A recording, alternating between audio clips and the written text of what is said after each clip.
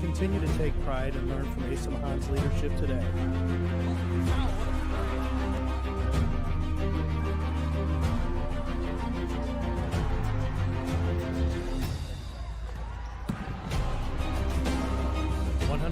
Years of commitment to harnessing the power of creativity, ingenuity, community, and academic excellence. I believe that if you get your degree here, the world is going to feel like it's shrinking.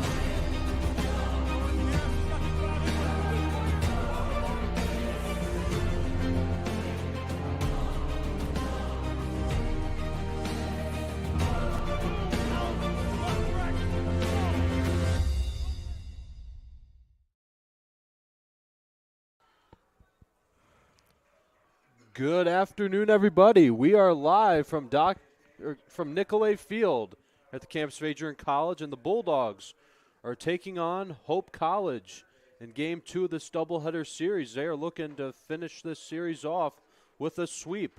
My name is Forrest Vernier, alongside Nathan Lindner. Nathan, you and Michael Hale called the first game that occurred here today, and the Bulldogs got the victory 9-1. And also last night, you and the club baseball team got the win against Eastern Michigan, which, in fact, you scored the last run that resulted in the mercy rule. So now what should we look for in this game? I think it might be slightly pitcher's duel. It's how it was early on in the first game until the Bulldogs really broke out with the bats starting in the 7th and 8th inning. They did scratch across one in the bottom of the first. And then, but for Hope, I think the biggest storyline is runners left on base. They left 12 runners on base last game. Only had the one run. They had 9 hits. They were pretty clean defensively, as were Adrian College. But it's just you got to get more runners in when they're on base. So here we go. The first pitch is a grounder, foul ball. On the mound today is Ambrose Horwath, the sophomore from Hudson, Michigan. This is a lefty on righty to start things off here in Game 2 of this doubleheader series. The 0-1 outside, 1 ball and 1 strike on Corbin Bennett, who is leading things off for Hope College, followed by Elliot Peter, Jace DeMann, Ben Stratman, Nick Verdusco, Cade Seabaugh, Brendan Collins, Alexander Money, and Dylan Kleindler. 2 balls and 1 strike on Corbin Bennett. Into left field. That's going to drop in for a base hit. So Corbin Bennett starts things off for Hope College with a leadoff single, and that'll bring up Elliot Peter. Yeah, good piece of hitting there from Bennett. Just really being aggressive. He swung at the first pitch of the game, which you don't see very often, and just poked that one in the left field, dropped in front of Burns out there. Or excuse me, it might be Rogers instead. Burns over at first. Now the first pitch coming up to Elliot Peter. Peter hits a fly ball into center field. Jack Boyke moving back towards the wall, toward the warning track, and he makes the catch for the first out of this game. Staying at first is Corbin Bennett. And starting off in defense for Adrian College, we have Rogers in center, McGuigan in center, Hayward in right, Davis at third, Bruder at short, Jimenez at second, Burns at first, Kedro behind the plate, and Horwath on the mound. There's a ground ball to third. That'll get through Ryan Davis. Rounding first is Corbin Bennett. He'll make it to third base, sliding. And down to second goes Jace DeMann. Yeah, a little bit of loss of focus there for Davis, as that was just a complete botch. It went right under his glove. Could have been tailor-made for a ground ball double play, but instead he lets it go by. And now we have runners second and third with only 1 out here in the top of the first. Hope being very aggressive in this one early on. So now here is Ben Stratman, the catcher for Hope College. First pitch he'll see from Horwath. That's in there for a called strike. So Hope College has runners at third and second with only 1 out, looking to take an early lead in only the top of the first inning. Here's the 0-1 pitch. There's a high pop fly to the right side, foul territory. It will go out of play. So the count is 0-2 on Ben Stratman. Nick Verduzco is waiting his turn on deck. Count is 0-2 on Stratman. Horwath gets set on the mound. 1 out, 2 on base. And a little flare to the right side. Will it stay in play? No, it will not. It will go foul. So the count is still 0-2 on Ben Stratman. Horwath still so far ahead here. No balls and 2 strikes. I think I want to see something out of the zone here. Maybe get Stratman to chase, but definitely don't want to get anything in the zone where he can do some damage. And even a fly ball gets the job done to score a run. Horwath getting set on the mound. Here comes the 0-2 delivery. Here's a swing and a high pop fly again to the right side. And it again goes out of play. This has been quite an at-bat here for Ben Stratman. Yeah, Stratman fighting with 2 strikes. He's had it the whole at-bat, just trying to put something in play so he can score a run. Bulldogs infield is back, so anything that gets past the pitcher will surely plate a run across. Bennett is at third. DeMann is at second. Here again is the 0-2. And that hit him. So Stratman will be awarded first base on the hit by pitch. So the bases will be loaded for Hope College with only 1 out. And going from 0-2 to hitting the batter is one of the worst things you can have. It just sucks. You have him down 0-2. He's been battling and battling. You haven't done anything. But then you hit him and give him a free base, and now you got to restart with bases loaded.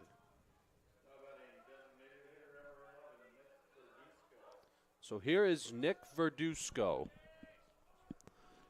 He'll bat with the bases loaded, only 1 out. So the first pitch he sees from Horwath. Check swing. Did he go? They're asking for the appeal. It looks like he went around. Yeah, that is strike 1. Yeah, the home plate umpire called that one out.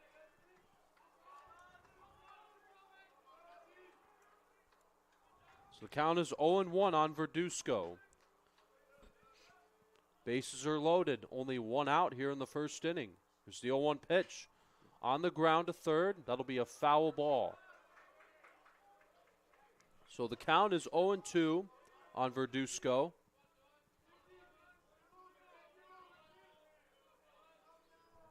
So Bennett is at third, DeMann is at second, and Ben Stratman is at first.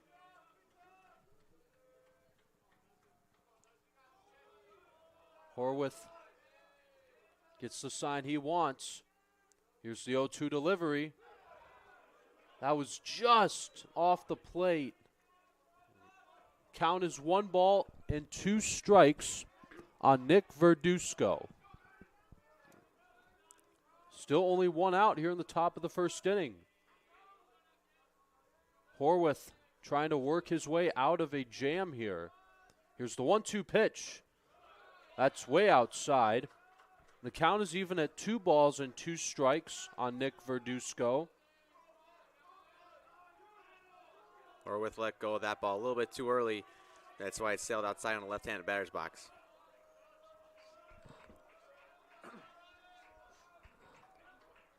Count is 2-2 on Verduzco.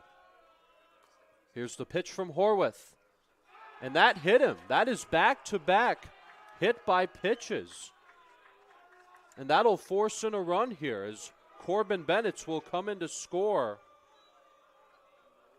So Verduzco has an RBI as he is hit by a pitch with the bases loaded.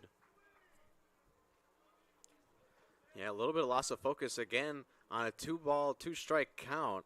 And he hits him, just pulled a little bit too far inside after 2 pitches missed outside.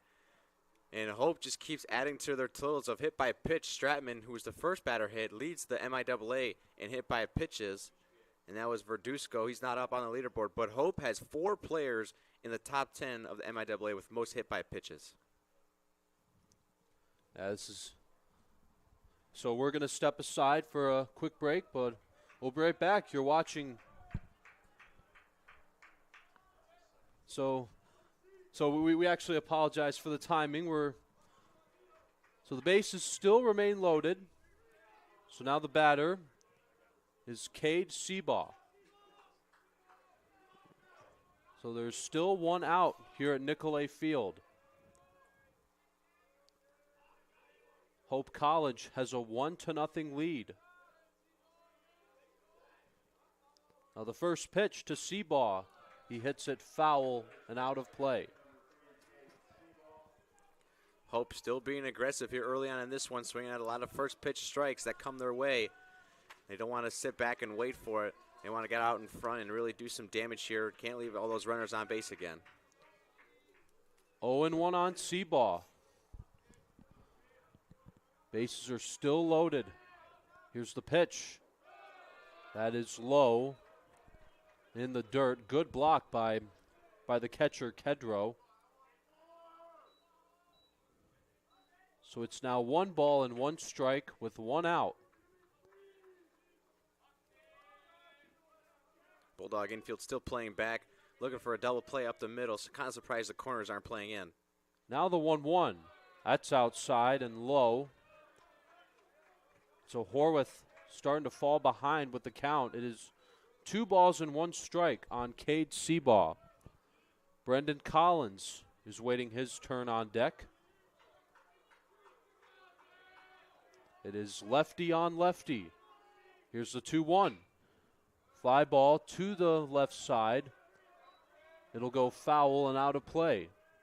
Count is even at 2 balls and 2 strikes. As this has been a very long top half of a first inning to start this game.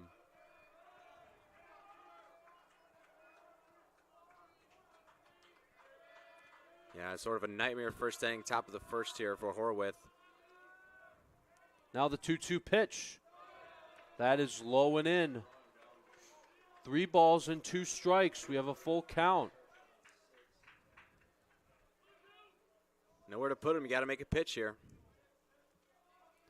Horwath has to throw a strike here.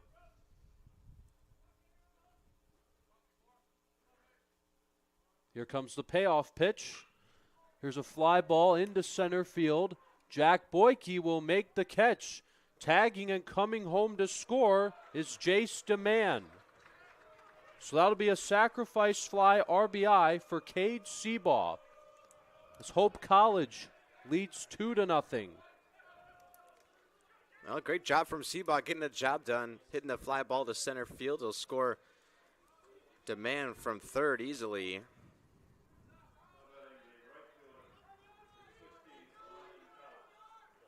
So here's Brendan Collins, the right fielder. He'll bat with runners at first and second with 2 outs in the top of the first. First pitch to him is a called strike 1. It's a good job still by Horwath getting ahead at that time on an inside fastball. And so Horwath has thrown 22 pitches in this inning.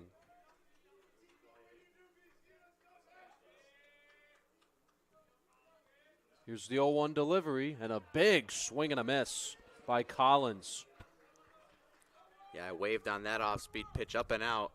Trying to do too much. Now he's got a battle with 2 strikes. Again, a 2-strike count here for Horwath. So if Collins shall reach, Alexander Money is waiting his turn on deck. But Horwath a strike away from ending this inning. Here's the pitch. But the umpire actually called a timeout, so Rogers catches it, but it will not count as an out. Yeah, I think the field umpire called a pitch clock violation. Horwath didn't get the pitch off in time, and that's going to be a break for Hope, as it was going to be a routine fly ball to left field. Instead, they get another chance on the automatic ball. So this at-bat will continue for at least one more pitch to Brendan Collins with the 2 outs. Here's the 1-2 delivery. That is low. Again, another great reflex there by David Kedro. So the home plate umpire confirms the count. 2 balls and 2 strikes on Brendan Collins. Stratman is at second. Verduzco is at first.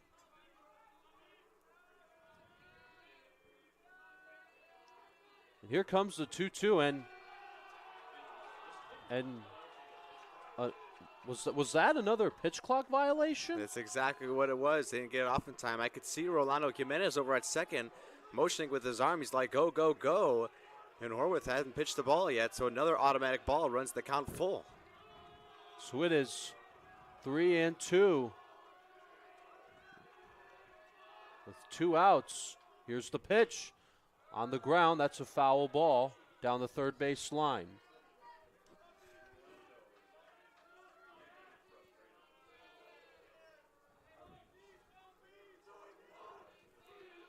So the count is 3-2 on Brendan Collins. Horwath trying to put an end to this inning. Here again is the 3-2 and a swing and a miss. He got him on strikes. Horwath gives up 2 runs on a hit by pitch with the bases loaded and a sacrifice fly RBI by Cade Seabaugh.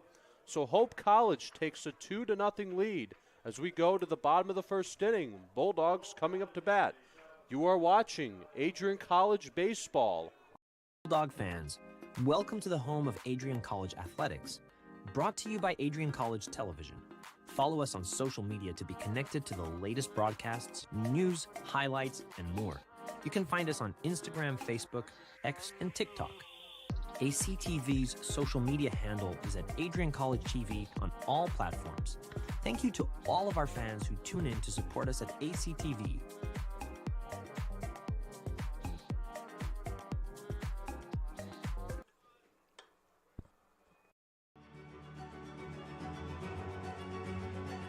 Before the achievements, before the celebrations, there's the work. Early mornings, late nights. Every challenge faced, every extra effort made. Every victory starts with preparation. We value leadership, resilience, and innovation. No victory without work. Because success isn't given, it's earned. Welcome to Adrian College.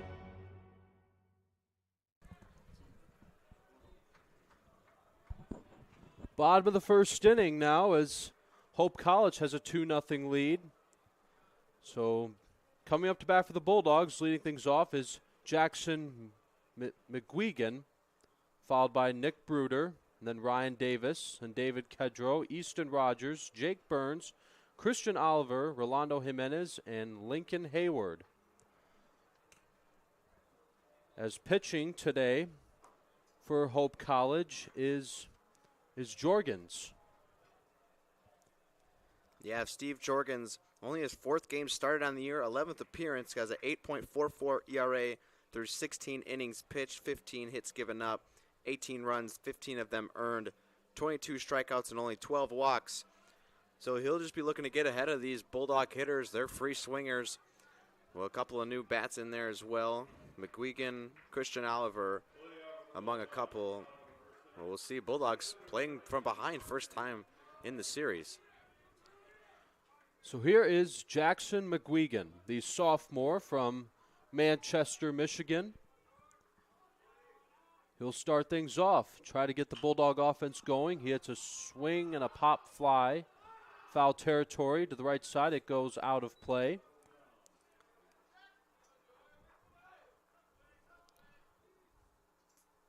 And also starting in defense for Hope College, we have Bennett in left, DeMann in center, Collins in right, Money at third, Kleindler at short, as that's a base hit to left field for Jackson McGuigan. Great start for the Bulldogs, getting their leadoff man on. Not the traditional leadoff man as we've seen Cam Oliver take a lot of pitches and then finds his way on. McGuigan free swinging from the first pitch, 2 pitches, 2 swings, and he gets on base. Looking to set up a big inning here for Adrian College. So now here's the shortstop, Nick Bruder. He'll try to pick up McGuigan from first. As the Bulldogs are down 2-0. First pitch to him, to Bruder, is outside for ball one. Count is 1-0 on Bruder. He'll be followed by Ryan Davis. Here's the 1-0 delivery. And that's outside. Bruder, you can see he's definitely keeping a good eye on these pitches. Yeah, that was a good take. Just off the plate, tough pitch to take, tough pitch to call a ball, really, but umpire made the right call. Here comes, and they're going to throw to first. It'll be not in time as McGuigan is safe.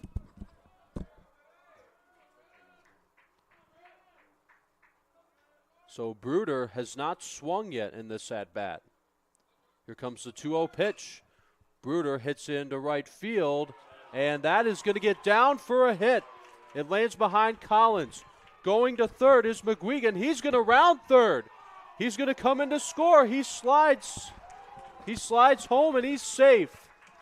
As the lead is cut in half, it'll be an RBI triple for Nick Bruder. Nick Bruder with 2 triples in 2 games. He did nearly the same thing in game 1 of the doubleheader, a triple to the right field. This time it was a standing up triple, and this time he also gets an RBI on the board.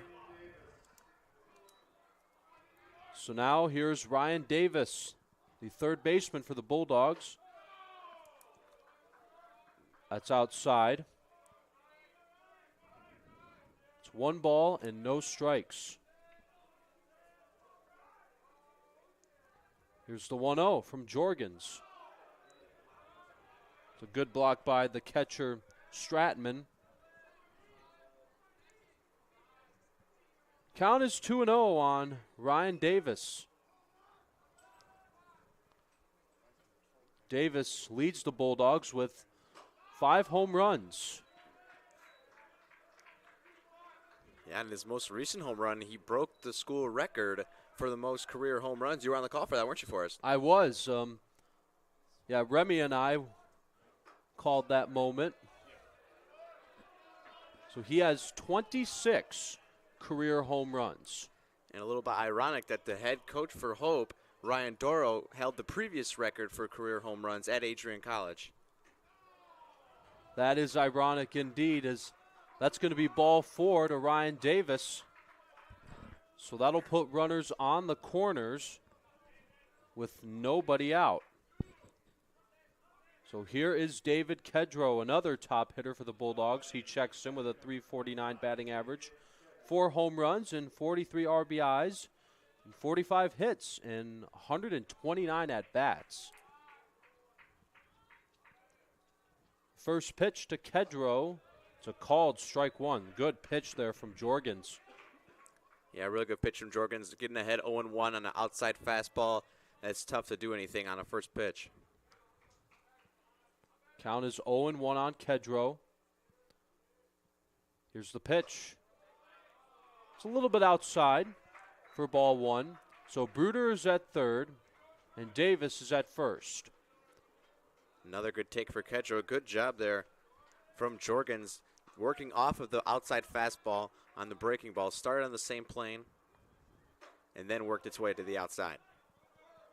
As that's going to be strike 2 on the check swing. Count is 1-2 on David Kedro. Easton Rogers is waiting his turn on deck. Throw back to first. Davis will get back in there.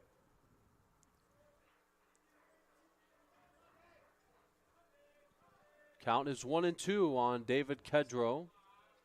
Again, runners on the corners. Bulldogs trying to at least tie up this game here. The 1-2 pitch. Breaking ball misses up and out. 2 balls and 2 strikes now on Kedro. Kedro has 63 total bases this year, slugging percentage .488. Here's the 2-2 delivery. That's fouled back. Kedro having a really good at-bat, very disciplined at the plate. Count is still even with 2 balls and 2 strikes. Still nobody out here in the bottom of the first inning. Again, the 2-2 pitch from Jorgens. Breaking ball misses upstairs. As the count is full with 3 balls and 2 strikes. Yeah, David's seeing it really well. Here's the payoff pitch. Kedro hits it foul, hits the net. Don't worry, I didn't flinch at that. What about the first one for us? Okay, the first one got me just a little bit, but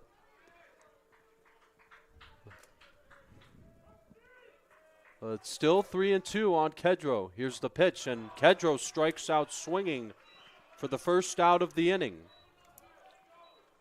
That's a big first out there for Hope, setting up a double play now to end the inning. Wonder if we'll see Ryan Davis get put in motion, but now with the big power hitter, Easton Rogers up. Rogers played pretty well back in game 1 of this doubleheader series. Had a couple singles and a couple stolen bases, right, Nathan? But here comes Bruder to score, and this game is tied. As Nick Bruder scores on a wild pitch. Down to second goes Ryan Davis.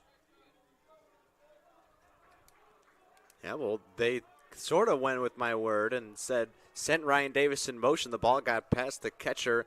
Bruder hesitated for a second and even another second. I wasn't sure if he was going to go at all, but he uses his speed as the ball got all the way to the backstop slowly. Ties ball game up. The 1-0 to Rogers. That's ball 2. Down and outside. So the count is 2-0 on Rogers. As moments ago, I was just asking you just to make sure he had 2 singles and 2 stolen bases, right? You talking about Rogers here? Yeah. Yeah, he did have 2 singles as well, and he had a stolen base. That's correct. His first stolen base on the year. 2-0 from Jorgens to Rogers. That's in there for a called strike 1.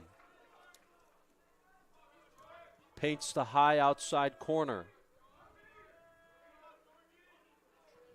So the count is 2-1 on Rogers. Now a base hit far enough could give the Bulldogs the lead. The 2-1 pitch. That is down and in. Count is 3 balls and 1 strike.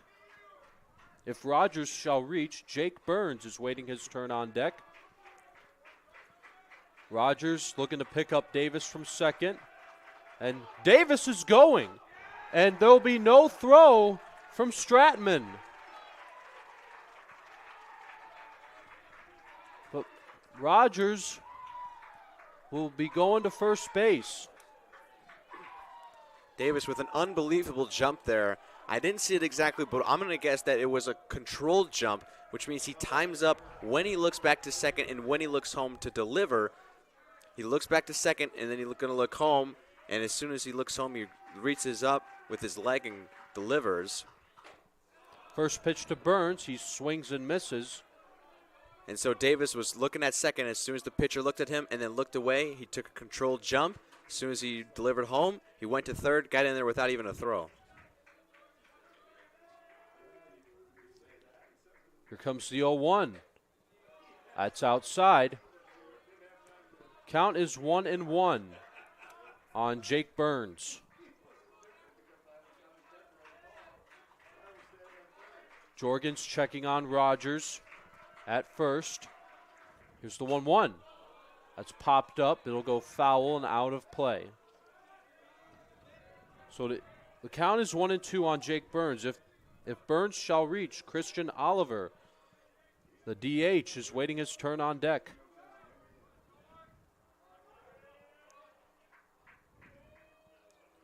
Here's the 1-2 delivery. Burns just got a piece of that one.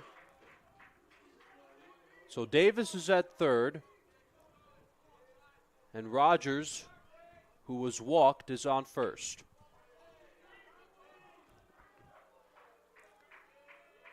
So Burns trying to get at least one run to come home and score here. Here's the pitch. And a swing and a miss. Jake Burns strikes out on a 1-2 pitch. That's the second strikeout of this inning for Jorgens. Good pitch right there from Jorgens. Burns just swung right through it. So now here's Christian Oliver. He takes the ball up and in. The count is 1-0. Good job from the Bulldogs here in this inning, answering the 2 runs that were put up in the top of the first with 2 runs of their own and a chance to take the lead. Here's the 1-0. That's a strike one. Count is even at 1-1. So now Oliver is going to try to at least pick up Davis from third. The 1-1. That's strike 2.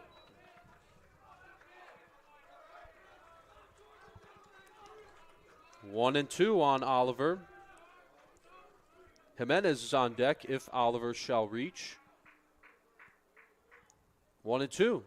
And that's going to get away from Stratman. Here comes Davis, and he will score. That's the second wild pitch of this inning from Jorgens as the Bulldogs take the lead 3-2. And Rogers will be at second base. Well, how about that trip around the bases for Ryan Davis? He stole second, stole third, and essentially stole home on the wild pitch. And remember, he was walked when he got to first. So it was quite an easy journey for him. To second, to first, and to home. So the count is full on Christian Oliver. It is 3-2.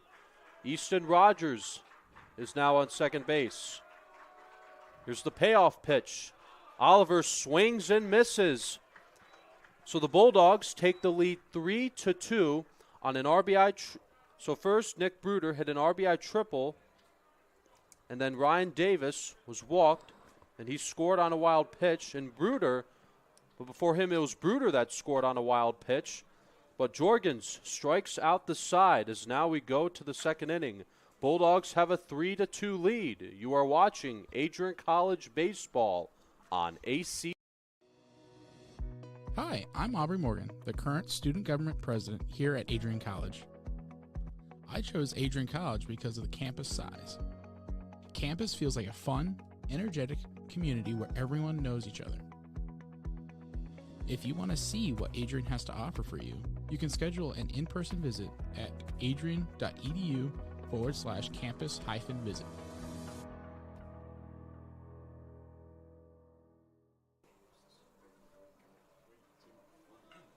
And we are back as we are just about ready to get started with the top half of the second inning as Horwath got some run support in the bottom half of the first inning as Nick Bruder had an RBI triple that scored in Jackson McGuigan, and then Bruder scored on a wild pitch, and Davis scored on a wild pitch. So now Horwath will get back to work on the mound. He's going to try to hold Hope College to the 2 runs, but that'll be a base hit for Alexander Money. Yeah, again, Hope, they're just jumping on the first pitch they see. Horwath's plan is to get ahead, which is a good strategy.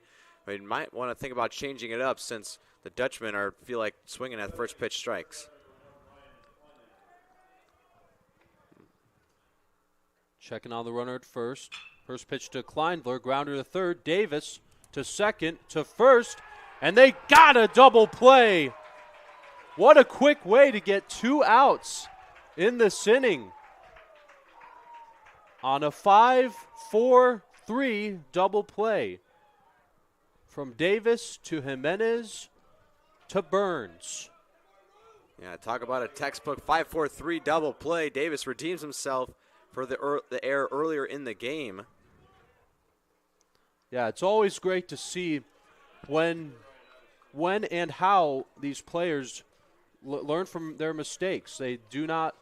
The important thing is not to let it get to them. On the ground to short, Nick Bruder will throw to first. And that's going to be a quick inning for Horwath on the double play from turned by Ryan Davis. And then a good play from Nick Bruder to get Bennett out at first. As now we go to the bottom of the second inning. Bulldogs have a 3-2 lead. You are watching Adrian College Baseball on ACTV. Looking to become a future Bulldog and get recruited by Adrian College? Do you display characteristics of tenacity, drive, and determination? With over 50 teams on campus, there are plenty of opportunities to further both your athletic and academic career. For all recruiting inquiries, head to www.adrianbulldogs.com and click on the Recruit Me tab at the top right of your screen. Your future with the Bulldogs is closer than ever.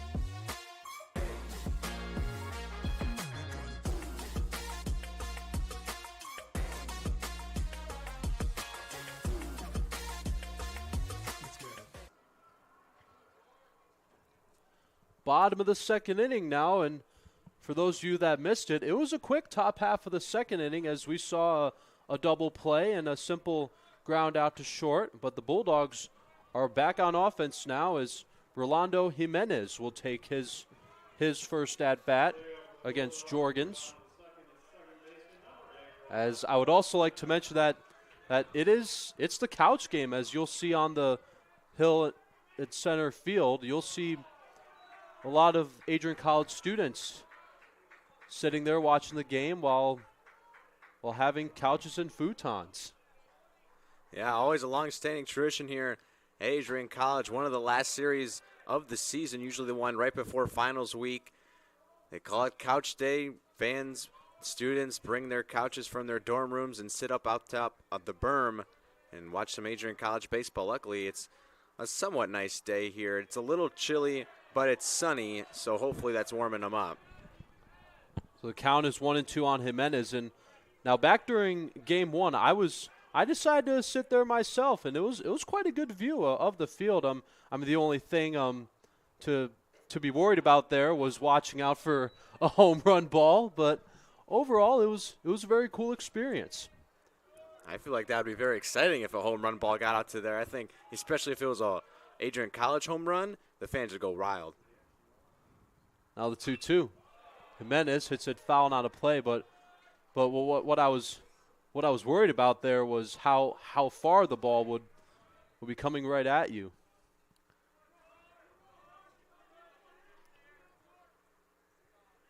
The count is 2-2 on Jimenez. Here comes the pitch. Jimenez hits it in the air to right center. That is going to be caught by Demand. 1 up, 1 down here in the bottom of the second as Jimenez flies out. Yeah, tough break for Jimenez right there. Squared it up pretty good. Got the barrel of the ball, just hung up a little bit in the outfield. The wind didn't do any favors that time.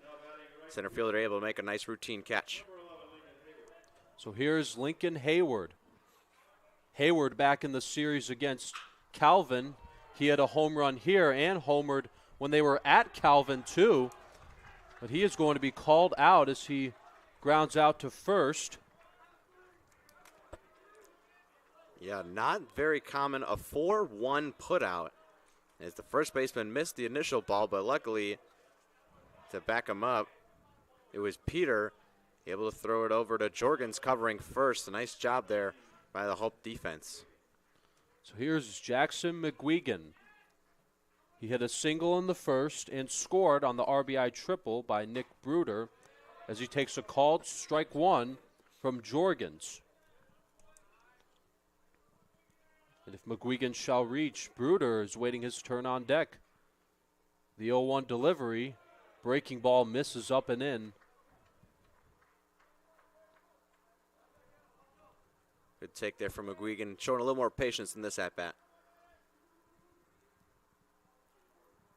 Now the 1-1. And that's going to be caught by the second baseman, Peter. Another quick inning at Nicolay Field. A fly out, a ground out, and a line out. So that's a 1-2-3 inning for Jorgens. As we now go to the third inning, you are watching Adrian College Baseball on ACT. Welcome to Adrian College, where we believe in educating both the heart and the mind. With over 100 innovative academic programs and 10 cutting-edge institutes, you'll find a path that's right for you. Join our vibrant community of over 50 athletic teams and discover why we're recognized as a U.S. News & World Report Most Innovative Institution. Adrian College, where passion meets purpose. Your future starts here.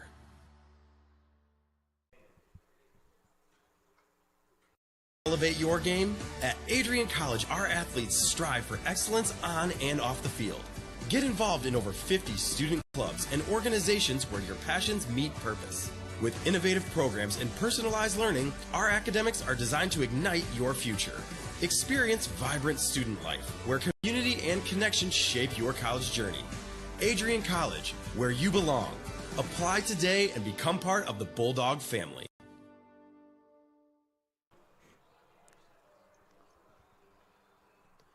Bulldogs 3 and Hope College 2. As we start the top half of the third inning, Ambrose Horwath back to work on the mound. He had a quick top half of the second by getting a double play and then a simple ground out to short. Here's the 1-0 and a swing and a miss by Elliot Peter. Yeah. Sorry, go ahead, Forrest. Peter flied out to McGuigan back in the first inning. So the count is 1-1. Now go ahead, Nathan. I was going to say, in the first inning, it was a 30-minute first inning and then followed up with a less than 10-minute second inning. Thought we were going to be on a record pace as far as longest game, but luckily the batters, they'll struggle a little bit. The count is 3-1 on Elliot Peter. Jace DeMann is waiting his turn on deck. He will be next. The 3-1, that's ball 4.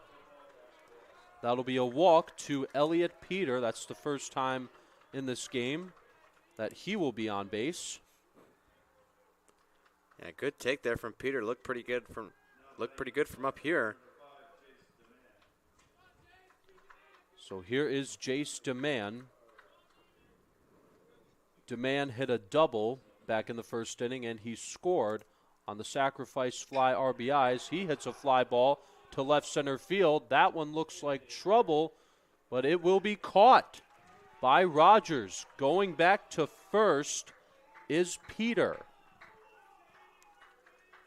Yeah, DeMann caught that one on the barrel, maybe slightly off the end, but the wind coming in from left didn't give him any favors there, hung up just a little bit, and Rogers able to make the catch well short of the warning track. So one out here in the top of the third inning, a runner at first for Hope College. Here's a fly ball into right center field. That's going to land into the gap. Rounding second base, and now rounding third is Elliot Peter. Kedro will tag him out. 9-4-2 for the second out of this inning. Outstanding defense from the Bulldogs. What a relay in there. The right fielder, Hayward, getting into Jimenez, and then from well behind second base into the outfield grass on a dot to Kedro. Catches the ball and just gets in position to tag out the runner. Gunning for home, it was Peter. They're coming out to argue that he was in the way. So the umpires are having a quick meeting. They're going over the play that just happened. What do you think, Forrest? You were looking at it. Was he blocking the plate on that one? Well, I know I was mainly focusing on the tag that he made and Elliott coming home to score, as Will the call stand? Yes, it will. So Elliot Peter is out at the plate on a 9-4-2 relay from the Bulldog defense.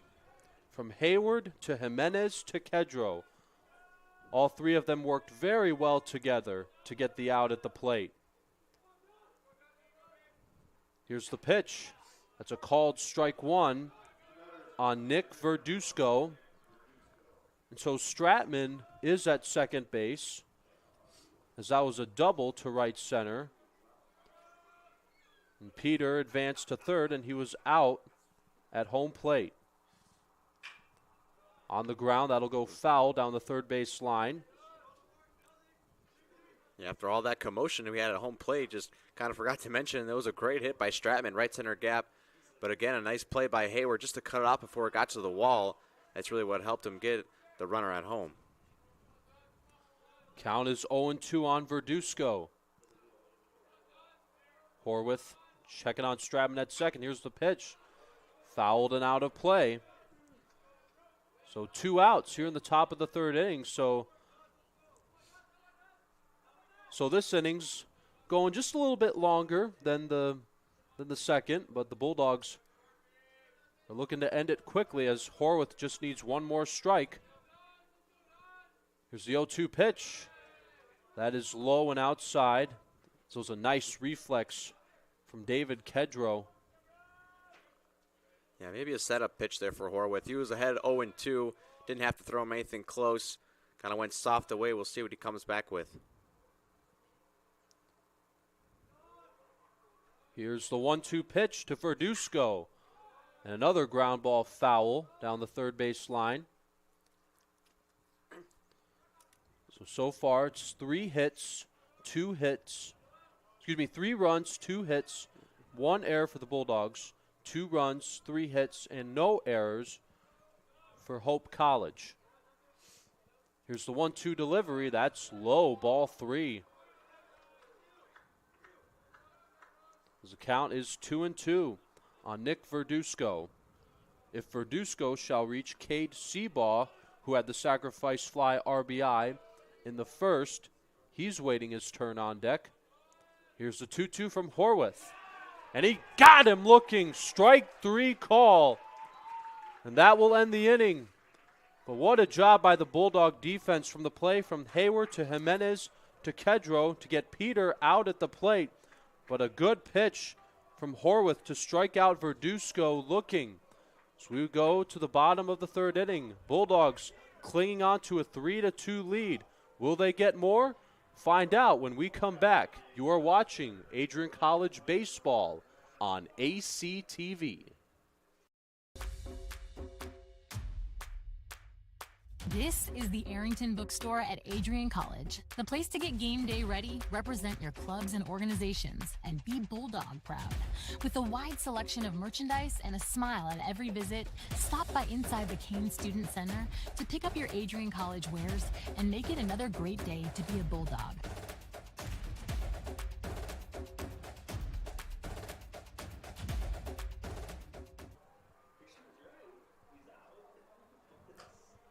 Bottom of the third inning now is Steve Jorgens back to work.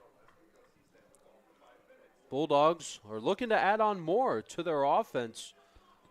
But for those of you that missed it in the top half of the third inning, an amazing defense relay from Hayward to Jimenez to Kedro to get Elliot Peter out at the plate. Yeah, really quite an amazing play there. And luckily for us watching it, you can go back and replay it if you want. Absolutely. So here is Nick Bruder. Bruder had an RBI triple in which what was a wild first inning for the Bulldogs. Bruder also, he scored on the wild pitch.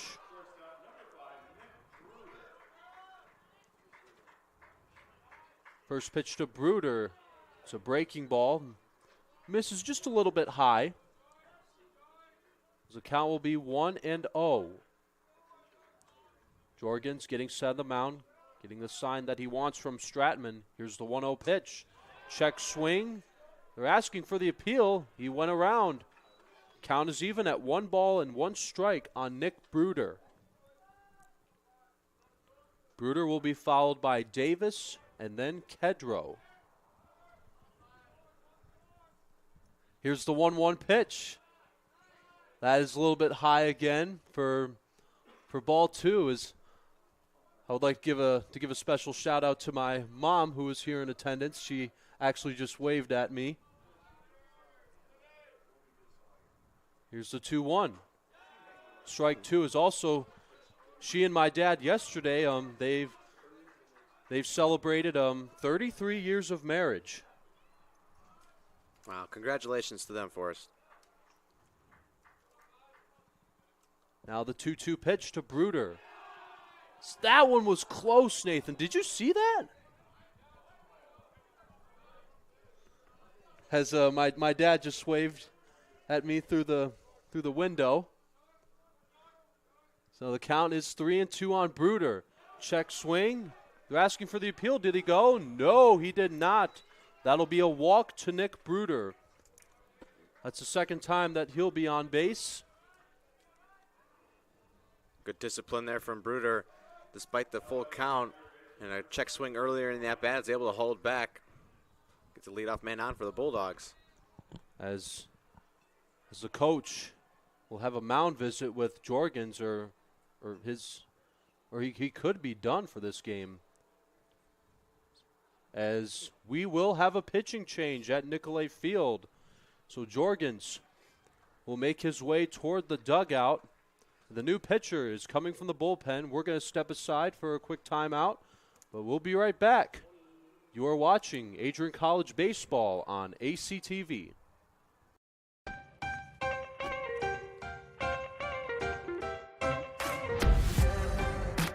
I'm a special ed social worker. And I'm a third-year public affairs major. I'm an action filmmaker. I'm a recent graduate from Michigan State University. I'm an underwater cinematographer.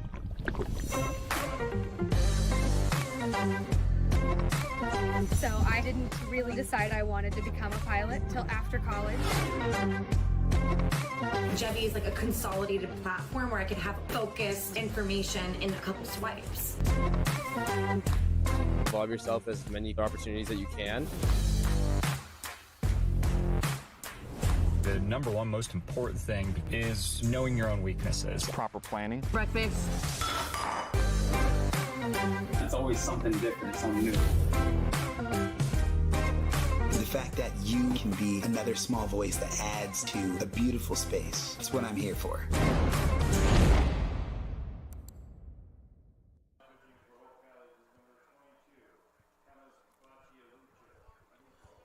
And we are back here in the bottom of the third inning as Bruder's at first base on a walk, as we do have a pitching change for Hope College. This is Thomas Baccialupo.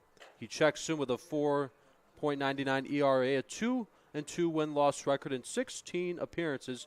He started in a couple of games. He has pitched 30.2 innings, allowed 29 hits, 25 runs, 17 earned runs.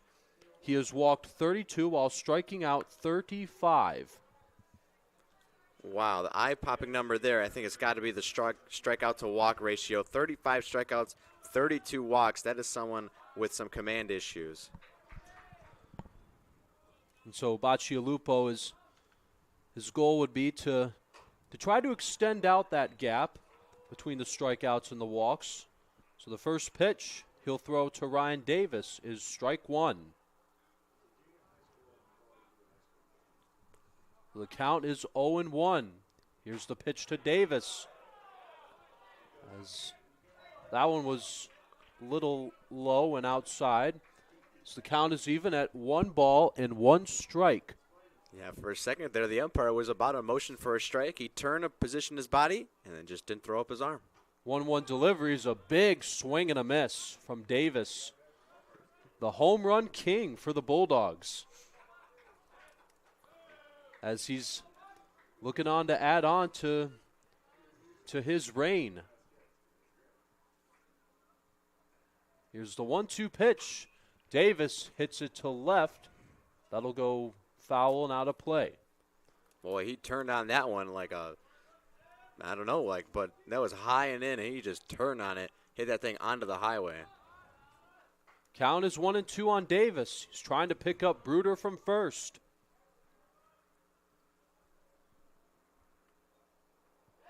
Bacialupo throwing back to first, making sure Bruder stays put. Bacialupo, another one of those guys for Hope that has made a lot of appearances. Like you said, 16 appearances on the year already. 1-2. Davis takes the ball low. Good block there from Stratman. Prevents the runner from trying to go to second. This has been a good at-bat for Ryan Davis. Nobody out. The 2-2 pitch. Davis hits it foul. Hits the dugout. One of the Bulldog players comes out and retrieves it. Yeah, it looks like that was Billy Bork, number 22, with the hustle down the warning track line. Count is 2-2, and they're going to Bacialupo will throw back to first again. But Bruder is also trying his best to be careful with his leadoffs. Now the 2-2. Davis hits into left center field. That's going to drop in for a base hit. Rounding second is Bruder. He'll slide, and he is safe. Down to second goes Ryan Davis. As Davis has his first hit of this game. He's down to third goes Bruder. Yeah, just a little flare off the end of the bat for Ryan Davis. Bruder with the speed goes first to third, and then Davis advances to second on the throw. So nice heads-up play from both base runners. Going to set up second and third with no one out for the Bulldog cleanup hitter. A big opportunity for the Bulldogs to extend their lead, to get Bruder and Davis to score. First pitch to David Kedro. Kedro hits it out of play. I think that's what you would call an ugly finder, as he hit that one straight at the Hope dugout. So Kedro struck out swinging back in the first. The 0-1. And did that hit him? No, it did not, but it was pretty close. So, but Jorgens gave up 3 runs and a couple of hits, and he struck out 3, all of them swinging. Kedro hits it foul. That'll be 1 ball and 2 strikes on David Kedro. Easton Rogers is waiting his turn on deck. He will be next. Kedro here with 2 strikes, just got to shorten up, put something in play. Anything past the pitcher will be a run scored from Bruder. Nobody outs. 1-2 to Kedro. Kedro. Did he strike out? No, he did not. He just got a piece of that one, as it was a foul tip. Count is 1-2 on Kedro. Bruder's at third. Davis is at second. The 1-2 pitch. Davis hits another foul.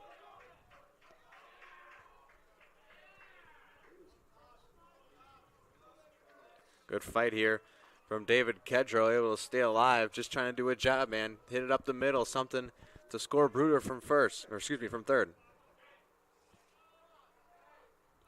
1-2 to Kedro. Kedro hits a base hit to right center field. Bruder will score easily. Davis will have to run a little faster, but he will score. Kedro with a 2 RBI double. As the Bulldogs extend their lead, it is 5-2. Excellent piece of hitting there for David Kedro. Just stayed inside the baseball, sent it out to right center field.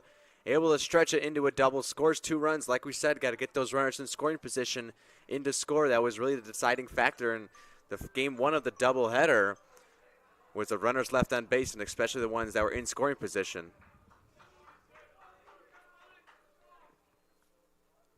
Here's the pitch to Rogers. Rogers with a swing and a miss. Yeah, Easton way out in front of that one. Got to keep his head down, and he knows better than that. He's coming back, going to get a good hit right here. Yeah, Rogers, as we mentioned earlier, not only had a couple of hits, but he stole his first 2 bases of this season, Nathan. And another swing and a miss. So Bacialupo is getting ahead on the count, 0-2. Yeah, Bacialupo way ahead, 0-2 on 2 big swings and misses as Rogers was flailing at it. He can go any direction he wants. The 0-2. Rogers won't bite at that one. It is 1-2. 1-2 here from Bacialupo. I still think you got to go outside the zone.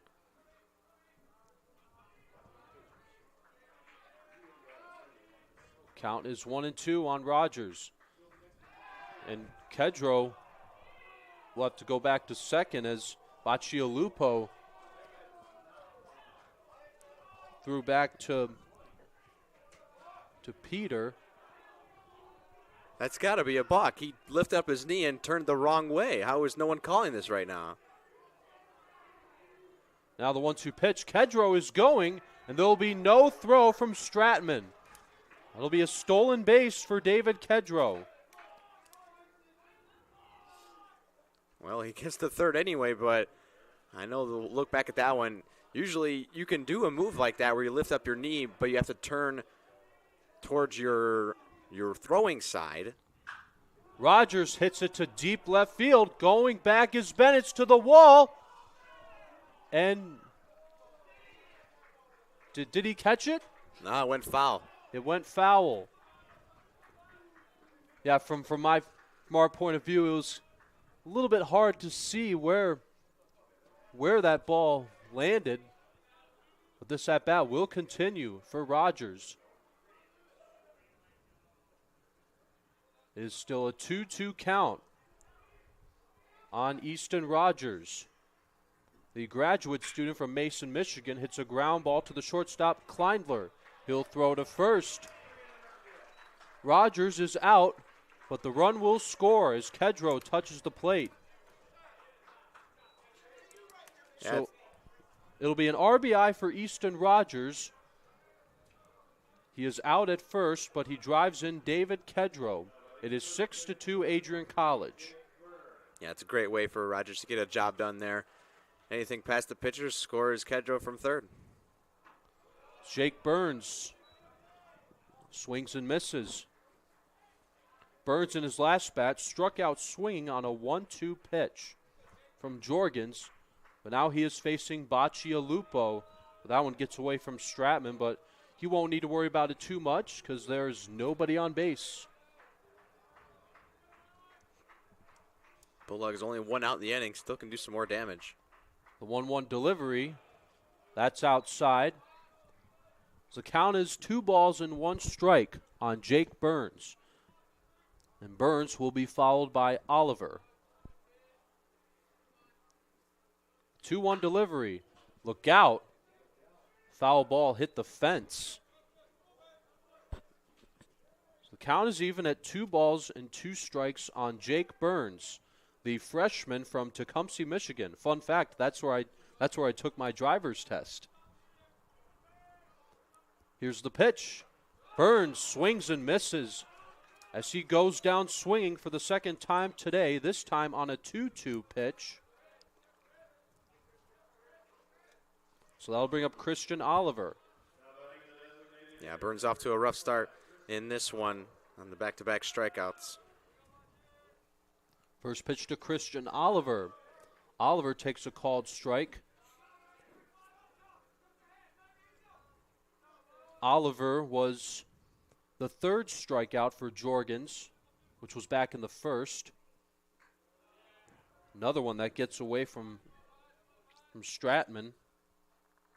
Yeah, looks like Bacialupo just hung onto that one a little bit too long. When I stuck to his fingers, he yanked that one. Bacialupo getting set on the mound. Here's the 1-1 delivery. And a slight check swing.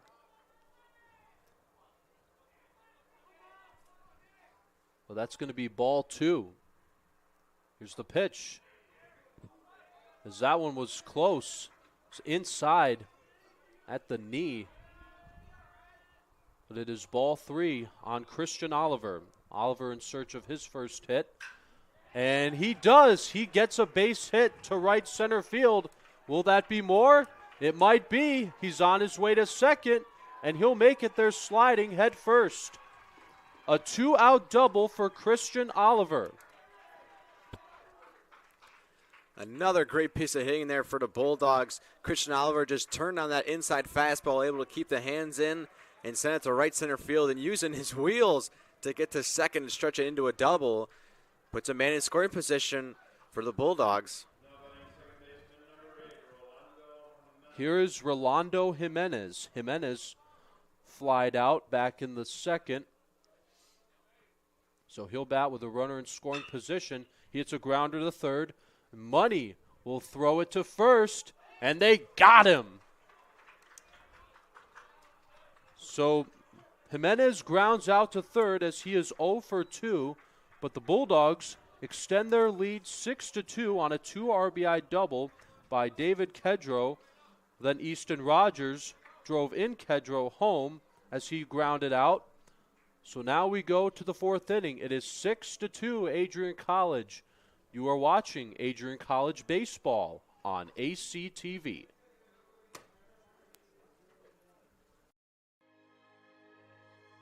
Adrian College is a private liberal arts institution known for its diverse academic programs, strong emphasis on experiential learning, vibrant campus life, and commitment to fostering a supportive community. Want to visit Adrian College for yourself? Visit our website at adrian.edu/campus visit.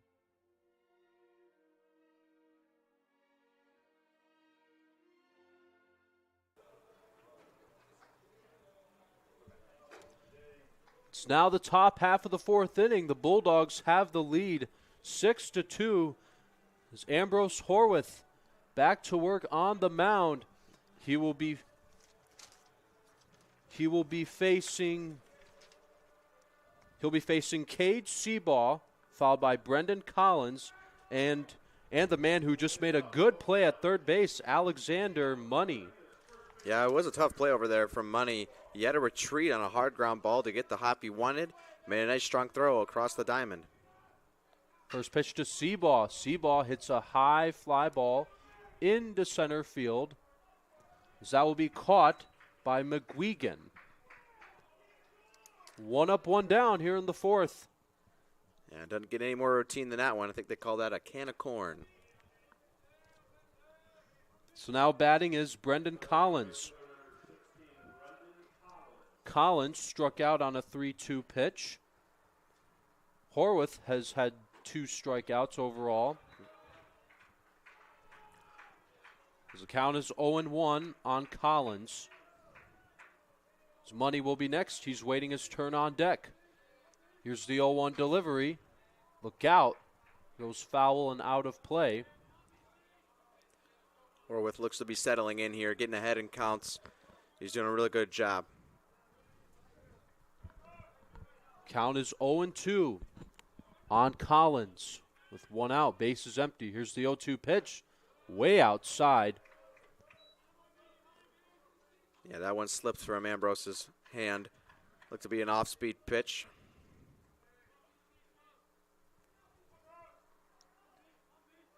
Here's the 1-2 delivery. Good eye there from Collins. As you could see the bat start to come down just a tiny bit, but he was able to stop himself. Now the 2-2 pitch. That's back up the middle into center field, a base hit. That'll be Brendan Collins' first hit of this game. So that'll bring up Money. Yeah, nice job from Collins there. Ripped the hands through on a 2-strike count. Base hit right up the middle. Almost took out Horwath's ankles. So the first pitch to Money, and that's going to... So they're going to call that a hit by pitch, I believe. So that's the second time Money's been on base. As not only that was a hit by pitch, you could see it really get away. Yeah, that thing was so far inside. Money actually turned towards his left shoulder. Almost looked like he swung, but clearly trying to get out of the way. Now, if he would have completely swung at it, it would have been considered a strike. That's correct. So he showed great awareness from when he saw where the ball was going to land. If he would have turned the other way, that thing would have caught him square in the back, and that would have hurt a lot more. So count is 0-1 on Kleindler. It's a fly ball into right field. Lincoln Hayward makes the catch. So the runners will hold. So Kleindler is 0 for 2. Kleindler almost did a job there. Hit it to right field, but just not deep enough that he could get Collins over to third base. Hayward's arm is too good out there. 2 outs here in the top of the 4th inning. So we are back at the top of the lineup for Hope College. It is Corbin Bennett. Bennett singled in the 1st inning, and in his last at-bat, he grounded out to short. He takes ball 1. Low and outside, and the count is 1-0. If Bennett shall reach, Peter is waiting his turn on deck. 2 on, 2 out, top of the 4th inning. Horwath checking on the runner at second. The 1-0 pitch. That was just a little bit outside. The count is 2 balls and no strikes. 2-0 on Bennett.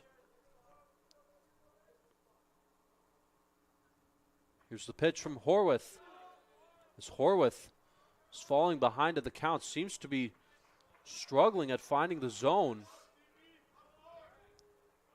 As he's looking, so he's going to have to throw a strike here. Try going for fastball down the middle, the 3-0. And it's in there for a called strike 1. It is 6-2 in favor of the Adrian College Bulldogs. Good pitch coming in here for Bennett. Now the 3-1. Ball 4, and the bases will be loaded with 2 outs. So I believe that is the second time of this game that the Flying Dutchmen have had the bases loaded here. Yeah, I think the first was back in the 1st inning when they scored 2 runs. I think they left him stranded, though. Looks like we're going to get a mound visit, maybe a change. The Bulldogs are just looking to get just one more out to end this inning. And it looks like there will be a pitching change as Horwath's day is done. You could hear the applause from the audience as overall he pitched a pretty good game. He gave up 2 runs and 4 hits and had just a couple of strikeouts. So we're going to step aside for a break. Don't go anywhere. We'll be right back on ACTV. Adrian College is shaping the future of higher education and leading the way in innovation and excellence. Ranked 1st in most innovative schools and 2nd in best value in undergraduate teaching in the Midwest by U.S. News and World Report, Adrian College is recognized for its commitment to innovation, quality education, and affordability. Offering 71 undergraduate programs, 13 graduate programs, and a 1-to-15 faculty-to-student ratio, our students receive personalized attention and a cutting-edge education.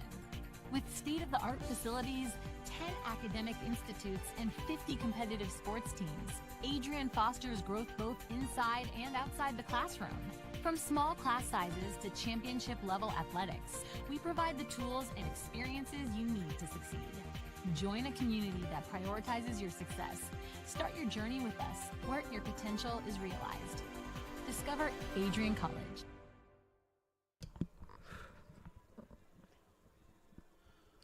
The Bulldogs have a pitching change now. Taking over for Horwath is Raymond Keene, checking with a 3.46 ERA. Does not have a win or a loss, but this would be his 13th appearance. He has not started any games. He has pitched 13 innings, allowed 9 hits, 7 runs, 5 of them earned runs, 8 walks, and 9 strikeouts. Again, another close gap here that we see between strikeouts and walks. Yeah, and a decent amount of hits up considering only 13 innings pitched, 9 hits. And coming into a big spot here, bases loaded. Now look at that sidearm technique. That is beautiful right there. Definitely something different that the Dutchmen weren't expecting. So the count is 0-1. Bases loaded, 2 outs. On the ground, that goes foul. So now the batter is Elliot Peter. Peter flied out, but he's only been on base once with a walk.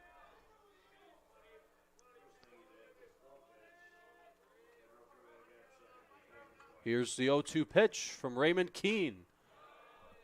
Peter just got a piece of that one as it goes foul. Count still no balls and 2 strikes. Keene way ahead here, 0-2. I think he's got to go something. I think he's going to elevate it. Got to go throw a high fastball. He's got him in swing mode. Bases loaded, 2 outs. Here comes the 0-2 pitch. Fouled away. So I don't think we've seen any off speed here from Keene yet. I don't know if he trusted. We got 0-2 after that fastball he was late on. Got to be something slow and away, or it might go back for another high fastball. Again, the 0-2 pitch. On the ground to second. Jimenez will throw to Bruder, and they'll get the force out at second. So the Bulldogs get out of a bases-loaded jam as Raymond Keene does what he needs to do. As we now go to the bottom of the 4th inning, it is 6-2 in favor of your Adrian College Bulldogs. You are watching Adrian College Baseball on ACTV. The Adrian College Media Production House provides opportunities for students to learn and grow live on the airwaves, just like Matt Kibbe. I've gotten a chance to create a relationship with coaches and teams and learn more from people instead of trying to teach myself something. Gotten an opportunity to expand my knowledge of sports, hone in on my skills as a broadcaster, learn about equipment in different ways. You get more of a connection with professors as well. Providing opportunities, growing leadership. The Adrian College Media Production House. Thanks for tuning in.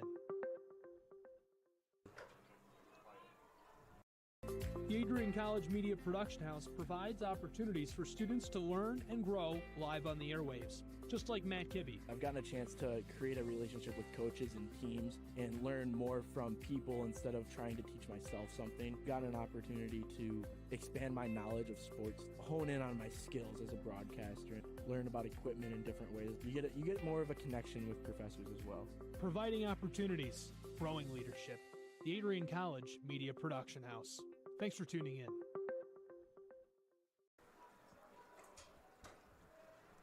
It is 6-2 in favor of the Adrian College Bulldogs as it is now the bottom of the 4th inning. For those of you watching at home, we would like to remind you to stay connected with all the action by following at Adrian College TV on social media. From game highlights to campus events, we've got you covered. Don't miss a beat. Follow at Adrian College TV today. You can follow us on Instagram, TikTok, Facebook, and X. And thank you for tuning in and subscribing to our YouTube channel. If you haven't done so already, click on the red button, the one that says subscribe, and tap the bell for notifications. That way you'll know about half an hour before we start our broadcasts, wherever we may be. As at ACTV, we are a student-run broadcast at Adrian College. So here is Lincoln Hayward. Hayward takes a ball. Count is 1-1. Hayward grounded out back in the second. 1-1. Ground ball foul down the first base line. Count is 1 ball and 2 strikes on Lincoln Hayward, the senior from Romeo, Michigan. As I also mentioned earlier, Hayward in the series against Calvin University. He homered twice in that series, one of them here and one of them at Calvin, as he strikes out on a wild pitch, as Stratman will throw to Seaball at first to confirm the strikeout. So 1 up, 1 down here in the fourth. Yeah, tough at bat there for Lincoln Hayward. Got him swinging at a ball in the dirt. Machialupo was all in control on that one. As McGuigan hits one to left field, going back is Bennett's to the wall, and that is going to be that'll be a double for McGuigan. That's his second hit.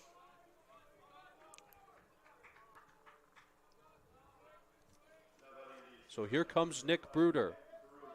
Yeah, nice shot there from Jackson McGuigan. Caught it on the barrel, drove it out the left field. One hop the wall. Isn't in there easily for a stand-up double. It's a runner in scoring position with one away for the Bulldogs. As we're going to have another pitching change for the Flying Dutchman, as Bacialupo's day is done. Don't go anywhere. We'll be right back on ACTV.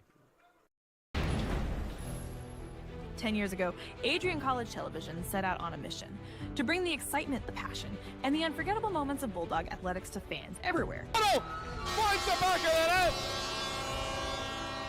From the field to the court, from nail-biting finishes to championship victories, ACTV has been there to capture it all.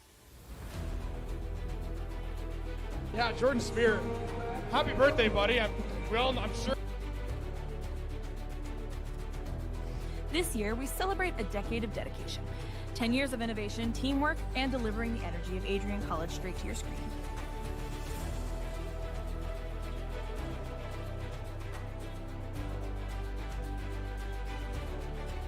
Here's to the next chapter of ACTV, because at Adrian College, the story is just beginning.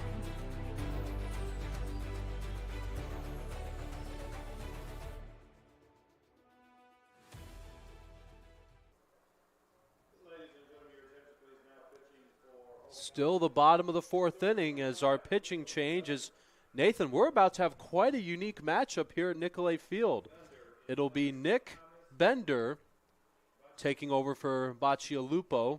He will be facing Nick Bruder, as we noticed the similarities. Both of these players named Nick, both spelled N-I-C. And their last names both start with the letter B. And they nearly sound the same, Nathan. Yeah, Nick Bender, Nick Bruder. Once in a lifetime opportunity that we get to see here at Nicolay Field.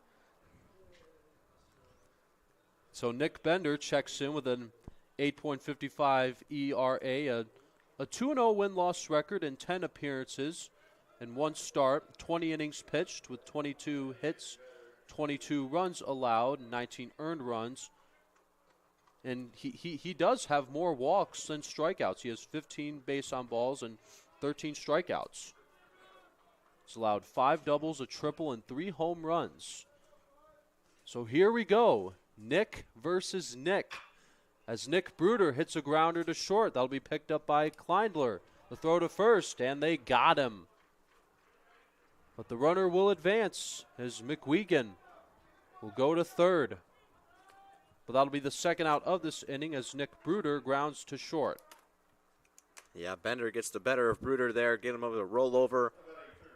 Nice easy play for the shortstop and Kleindler.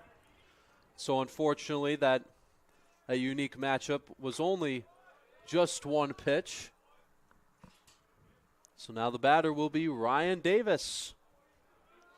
Davis has been on base twice, a walk and a double, as he hits a high fly ball to left center field, should end the inning, as it's caught by Bennett to end the inning. Still 6-2 Adrian College as we go to the 5th inning. You are watching Adrian College baseball on ACTV.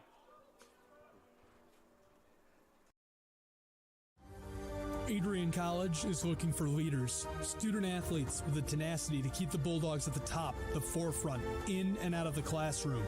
The Bulldogs are looking for talent, character, hard work, grit, leaders who can electrify sold-out crowds, gut out a last-line shift, will their team to victory, hit a grand slam in the bottom of the ninth, and be a part of a legend in the making. Think you have what it takes to become a Bulldog? Visit adrian.edu to learn more.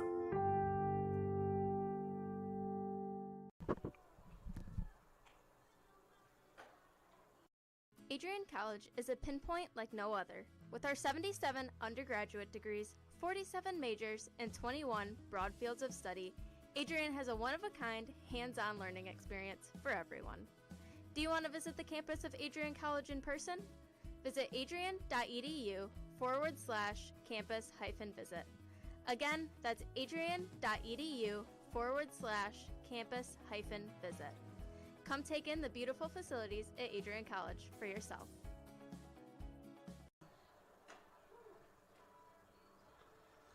It's now the top of the 5th inning. Raymond Keene will get back to work on the mound. As I mentioned earlier, his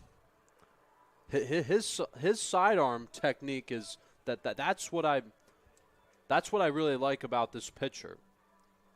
As he'll face Jace DeMann, Ben Stratman, and Nick Verduzco. DeMann takes a ball low and outside.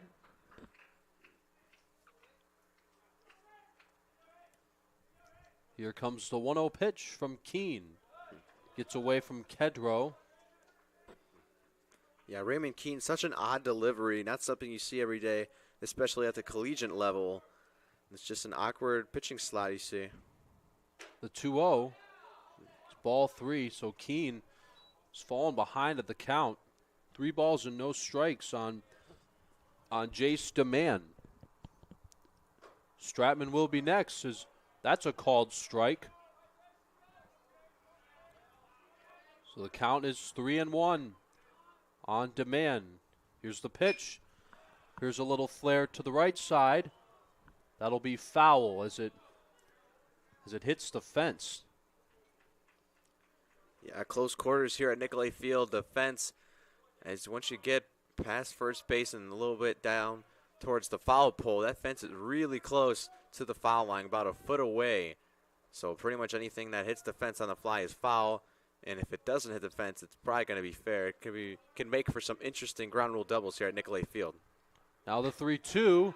And he got him, strike 3. So Keene, after falling behind, catches up with the count and strikes out DeMann looking. Yeah, what a comeback there for Keene. Goes down 3-0 and then fights back those 3 straight strikes. Eventually gets DeMann looking. Unbelievable comeback for the first out of the inning. Stratman hits a ground to short. Nick Bruder will throw to first, and they got him. 2 up, 2 down here in the top of the 5th. Just a routine 6-3 double play for Nick Bruder. So Stratman grounds out to short. Here's Nick Verduzco. Strike 1. Verduzco is late on that one.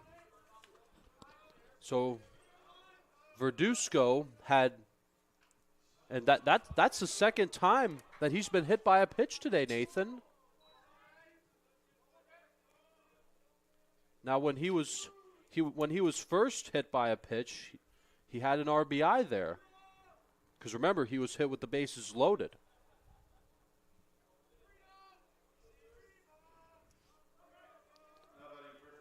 Yeah, a little too much run on that fastball for Raymond Keene. Now here's the pitch to Seabaugh. Seabaugh back in the first inning had a sacrifice fly RBI that scored in Jace DeMann, which that was the second run that the Flying Dutchman have scored in this game, and they still only have 2 runs scored today. Here's the 0-1. Seabaugh hits a fly ball into left field. That will go foul and out of play. Count is 0-2 on Seabaugh. Good comeback here from Keene, getting ahead 0-2. 2 outs here in the top of the 5th. Here's the 0-2 delivery. That's way outside. Count is 1 ball and 2 strikes. If Seabaugh shall reach, Collins is waiting his turn on deck. A runner on base for the Flying Dutchman. 2 outs. Here's the 1-2 from Keene. That's high and outside again. The count is even at 2 balls and 2 strikes with 2 outs here in the 5th. Keene checking on the runner at first. Here's the 2-2. Seabaugh just got a piece of that one on the foul tip. As this at bat is still alive.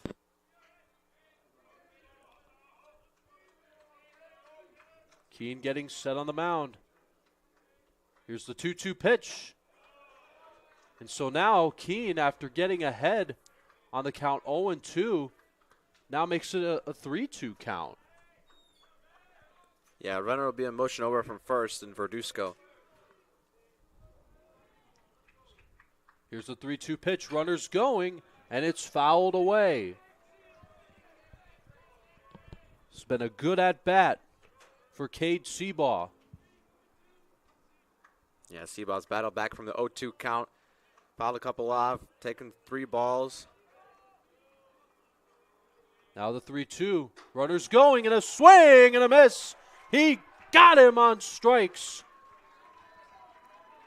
As Keene gets 2 strikeouts in this inning and a grounder to short, but we will now go to the bottom of the 5th inning. It's 6-2 Bulldogs. You are watching Adrian College Baseball on ACTV. If there was one word I was going to use to describe the communication arts program at Adrian College, it would be unique. Students find themselves on the radio, in front of and behind the camera, and directing their own programs. Students learn in a personalized environment that sets them up for a world of opportunities. Are you ready for your moment in the limelight? Learn more about the Rush Communications Center and Adrian College's communications program by visiting adrian.edu today.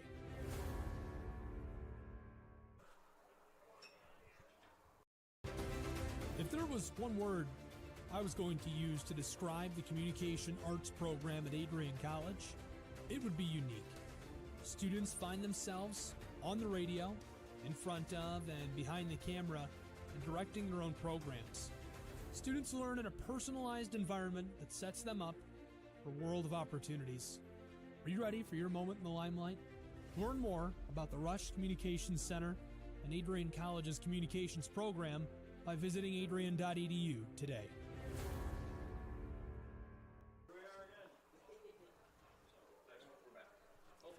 And we are back as Nick Bender will get back to work on the mound. He'll be facing Kedro, Rogers, and Burns.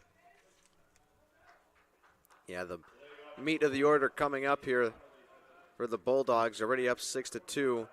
According to their scoreboard, and we should have another 3-run inning here as they've gone 3 in the first, 3 in the third, and now it's the 5th.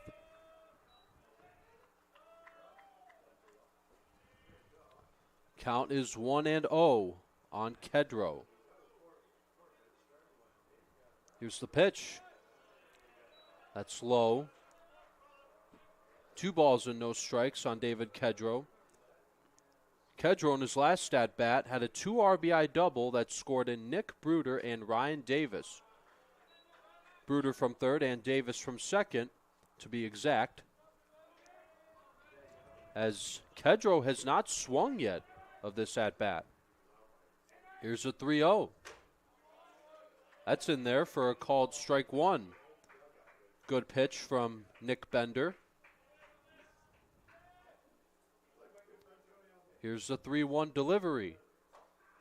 That's in there for strike 2. And again, we've seen a pitcher fall behind 3-0, but then catch up and make it a full 3-2 count, Nathan. Yeah, that could be difficult as a pitcher on the mound. You come out here, throw a couple of balls, Kedro hits a fly ball, pop fly into shallow left field, as that'll be caught for the first out of this inning. You get up on the mound, you want to get ahead, right? So you throw a first pitch fastball, and let's say it's just off the plate, call the ball. So then you throw a second pitch, maybe a fastball, maybe a breaking ball. Let's say you throw a fastball, you miss again. Well, now you're like, well, I can't throw my fastball because I can't locate it for a strike, so I want to throw a breaking ball. Well, you throw that, don't have a good grip on it, then you fall behind 3-0, and it's really tough to get a pitch in there. It seems like the strike zone gets smaller and smaller every time you throw another ball. That's ball 1 to Easton Rogers. Rogers grounded out in his last at bat. But remember, he had an RBIs as he scored in David Kedro. As he swings and misses, and the count is even at 1 ball and 1 strike. So Jake Burns is on deck. Bases are empty. It's the bottom of the 5th inning. Here's the 1-1 pitch. Rogers with another swing and a miss. So the count is 1 ball and 2 strikes on Rogers.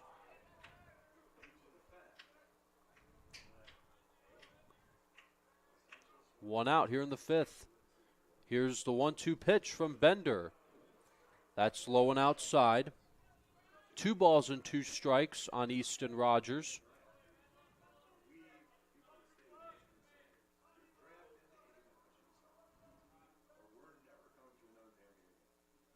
Now the 2-2 pitch. Rogers hits it foul and out of play.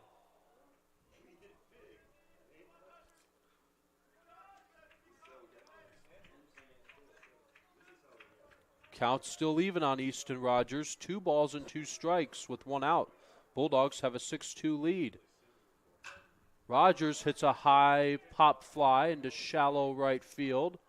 Coming in to make the catch is Collins. As Nathan, Collins covered up a lot of ground to come in and make the catch. Yeah, he really wanted that fly ball, apparently. It was such shallow right field. The second baseman was camped under it. Then all of a sudden you hear Collins call him off, and he makes the catch a little scary. He caught it just over his right shoulder with the glove horizontally. So a pop out and a fly out. Or should I say both of them were pop outs, as they didn't go too far. So here's Jake Burns. Burns has struck out twice today, both of them swinging. As he hits a fly ball into right center field. That will be caught by DeMann to end the inning. That's going to be a 1-2-3 inning for Nick Bender as he gets 2 pop-outs and a fly-out as the side is retired. We now go to the 6th inning. It is 6-2 Bulldogs at Nicolay Field. You are watching Adrian College Baseball on ACTV. Bulldog fans, welcome to the home of Adrian College Athletics. Brought to you by Adrian College Television. Follow us on social media to be connected to the latest broadcasts, news, highlights, and more. You can find us on Instagram, Facebook, X, and TikTok. ACTV's social media handle is at Adrian College TV on all platforms. Thank you to all of our fans who tune in to support us at ACTV.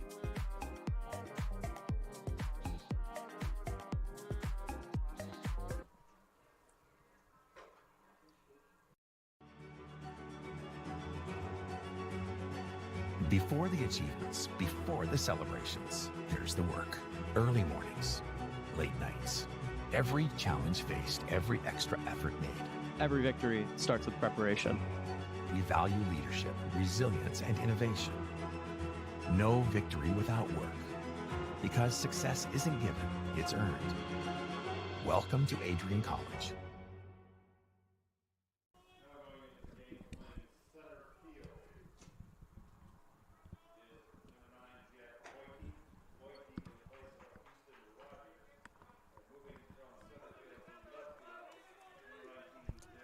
So we are back.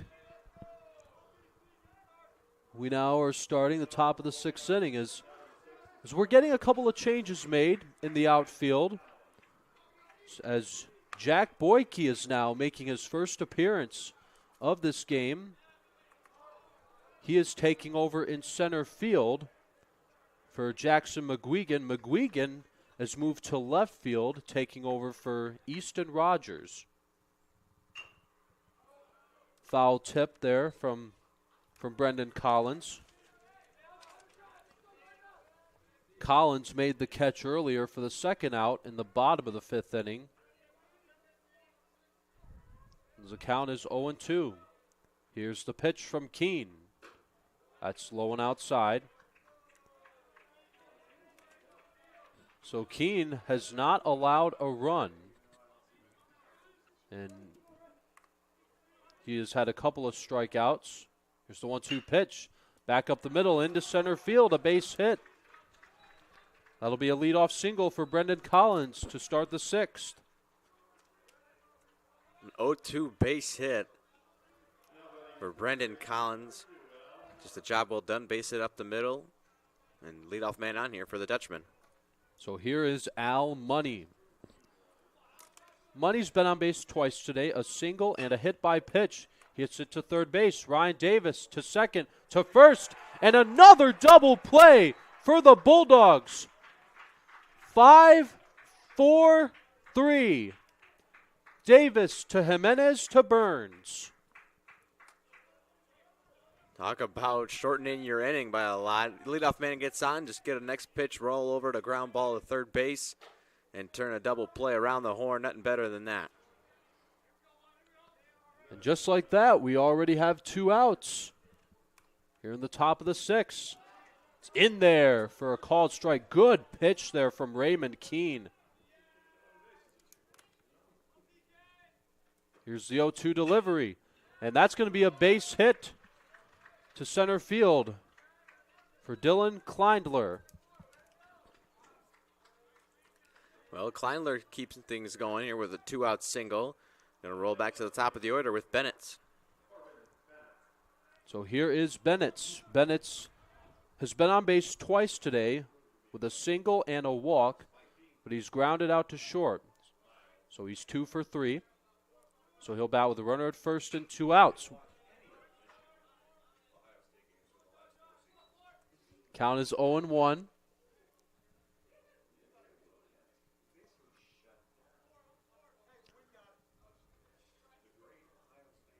No balls and 1 strike on Corbin Bennett. Raymond Keene still getting ahead in counts. Love to see it. The 0-1. That's going to get away from Kedro. Going to second is Kleindler. Yeah, that one got away from Keene there, kind of yanked it. That can be the risk when you use your sidearm motion. If you just hold on to the ball too much, it really goes right to left and gets away from Kedro. No chance on that wild pitch. Are they calling a balk? Yes, they are. As the runner will advance to third on a balk. I didn't see it for us. What happened? That there was a balk. Okay, well, how did he balk? It had something to do with the movement from. That's a grounder to third. Davis will throw to first, and that will end the inning as Corbin Bennett grounds out to Ryan Davis as Kleindler was singled and advanced to second on a wild pitch and advanced to third on a balk, but he will not score as we now go to the bottom of the 6th inning. 6-2 Bulldogs at Nicolay Field. You are watching Adrian College Baseball on ACTV.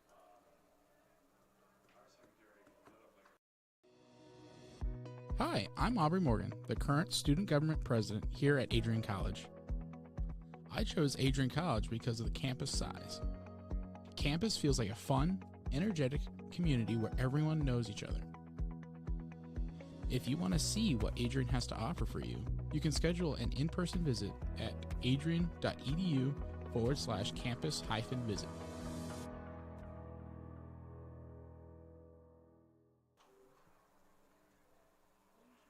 Looking to become a future Bulldog and get recruited by Adrian College? Do you display characteristics of tenacity, drive, and determination?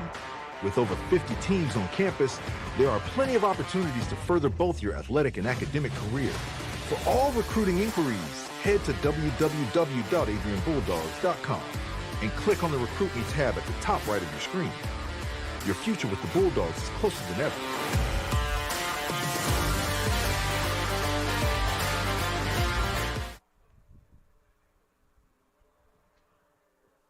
Bottom of the sixth inning now. It is 6-2 Adrian College. It's Nick Bender still on the mound for the Flying Dutchman.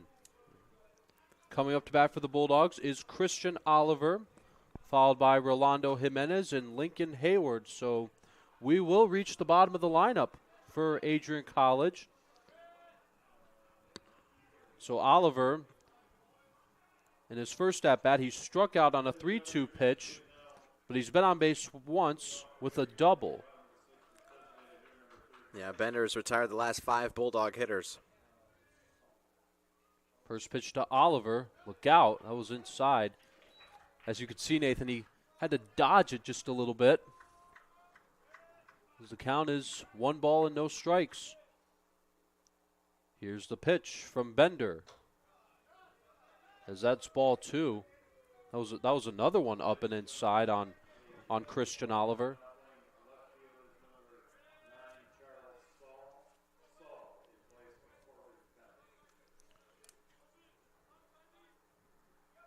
Here comes the 2-0 delivery. That's a called strike 1 on the outside corner.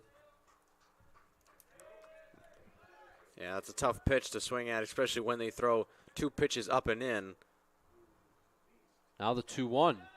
Another good pitch, strike 2. And we also just received word that Charlie Saul will be taking over in left field for Corbin Bennett's. Here's the 2-2 pitch. Oliver hits it foul, hits the net.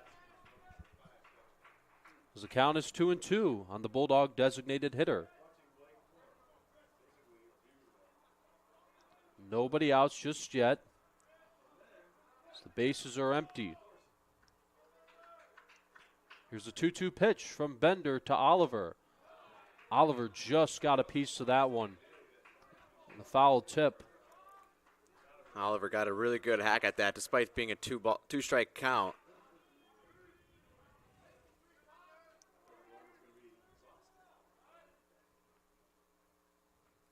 Now the 2-2 pitch to Christian Oliver.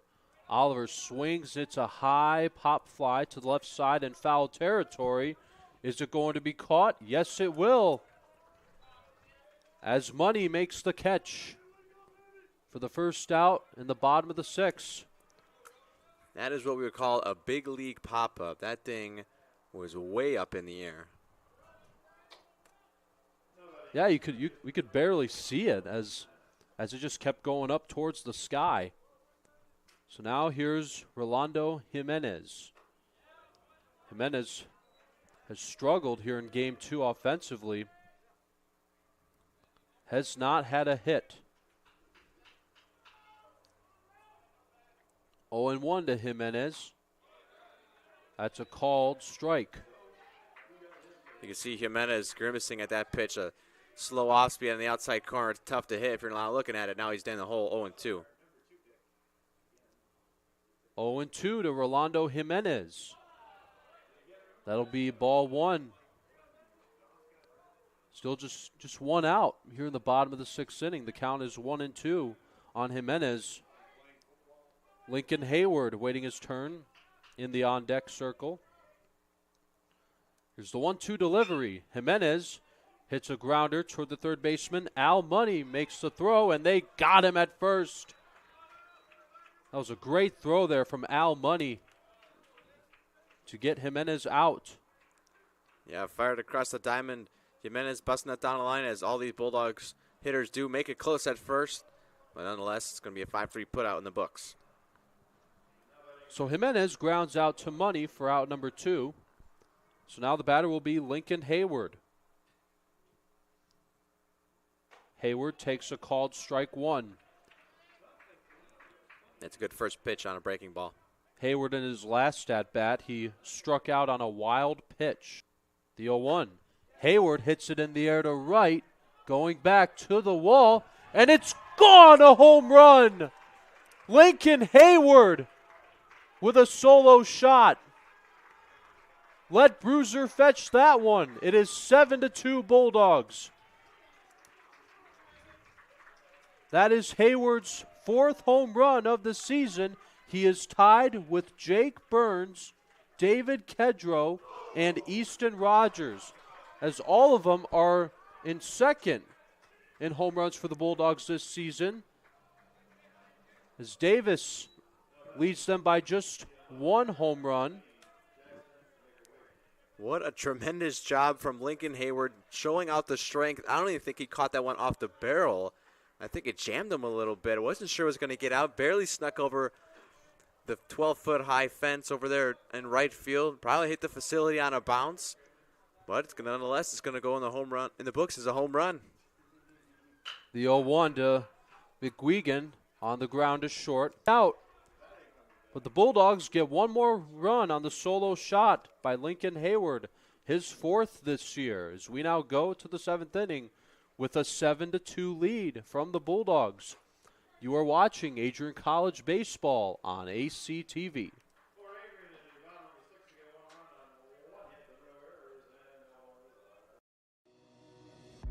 Hi, I'm Aubrey Morgan, the current student government president here at Adrian College. I chose Adrian College because of the campus size. Campus feels like a fun, energetic community where everyone knows each other. If you want to see what Adrian has to offer for you, you can schedule an in-person visit at adrian.edu/campus-visit.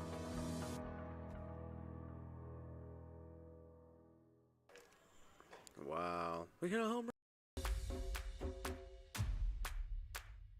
This is the Arrington Bookstore at Adrian College, the place to get game day ready, represent your clubs and organizations, and be Bulldog proud. With a wide selection of merchandise and a smile at every visit, stop by inside the Kane Student Center to pick up your Adrian College wares and make it another great day to be a Bulldog.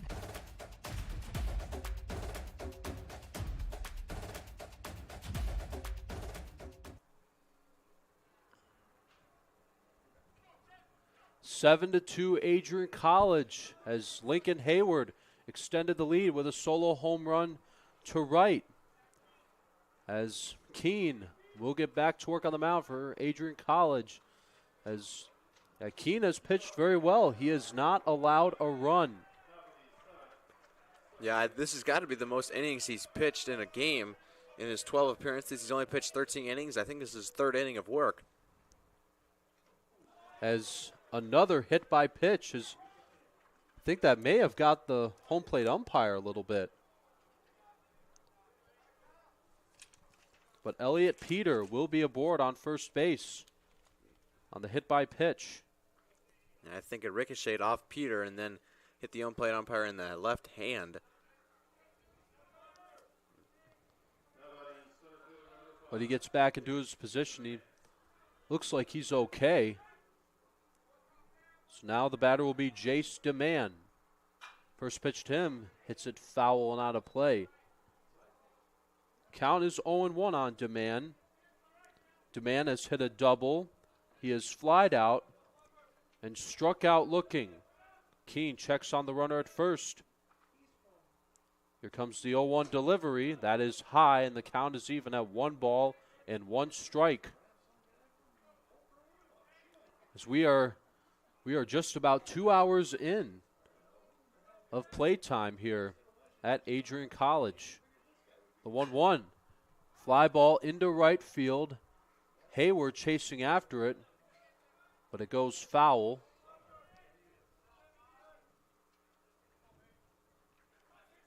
Yeah, DeMann has been late on everything he's swung at thus far, so we'll see what Keene goes with. The 1-2 from Keene. That's outside. Count is even at 2-2. Flying Dutchman have a runner at first with nobody out.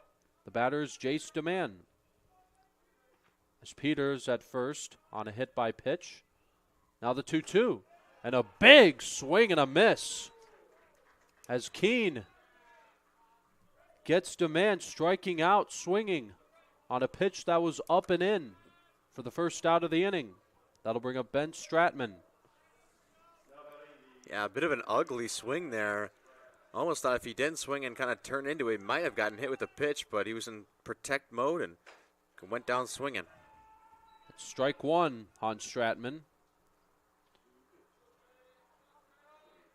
So now a double play would be great for the Bulldogs to get out of this inning. Fouled away. Stratman just got a piece of that one. The count is 0-2. It is the top half of the 7th inning. Good comeback here for Raymond Keene after hitting the batter, getting the next one on a strikeout, and now he's ahead 0-2 on Stratman. Keene getting the sign he wants. He checks on Peter at first. The 0-2. Ball one up and in. Kedger with another good reflex. Count is 1-2 on Stratman. Verduzco waiting his turn on deck. Line drive foul and out of play. Went past the pavilion. Count still 1-2 on Ben Stratman, the Flying Dutchman catcher. Bulldogs have a 7-2 lead. The 1-2 pitch. That one's going to get away from Kedro. Going to second is Elliot Peter, as he'll advance on a wild pitch. Yeah, that one got away from Keene again, yanked it. Like I said, with the sidearm motion, if you hold on to it too long, it can be brutal. Count is even on Stratman. 2 balls and 2 strikes. Keene getting set on the mound. Checks on Peter at second. The 2-2 pitch. Foul and out of play. Good at bat here for Ben Stratman. Great job of spoiling that pitch from Stratman. So now when it comes to getting a double play, it could be a little bit more of a challenge for the Bulldogs. Now the 2-2. Grounder to third. Now how they could make it work is they could hit a ground ball to third while Elliott is running, tag the bag there first, and then throw to first. Now, since with only the runner on second, you have to tag the runner. It won't be a force out at third, and then you can throw on to first. Now the 2-2. Fly ball into right field. Hayward will run out of room as it goes foul and out of play.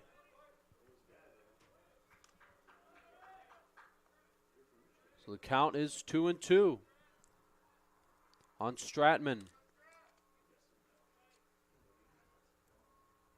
Still only one out here in the top of the 7th. Bulldogs have a pretty good lead. Flying Dutchman, the only 2 runs they scored was all the way back in the first inning. It was a long one too, Nathan. Now the 2-2. Fly ball into right again. Hayward sees it, and he makes the catch. And he'll throw back towards the infield. He'll be picked up by Bruder. Holding at second is Elliot Peter. So Ben Stratman flies out to right field for out number 2. Yeah, great at bat for Stratman there. Unfortunately, Keene got the better of him, getting him to fly out over the right field. Hayward made the play and unable to advance the runner. Now here's Nick Verduzco. Verduzco with a foul tip. That's strike 1. So Verduzco has been hit by a pitch twice today. Hit by 2 pitches and then struck out looking in the third. Here's the 0-1. On the ground. That'll be picked up by Nick Bruder. Has to hurry. The throw. Got him! As Verduzco can't believe it, as that was a close call. But what a throw by Nick Bruder. As we now make our way to the bottom of the 7th inning, it is 7-2 Adrian College. You are watching Adrian College baseball on ACTV.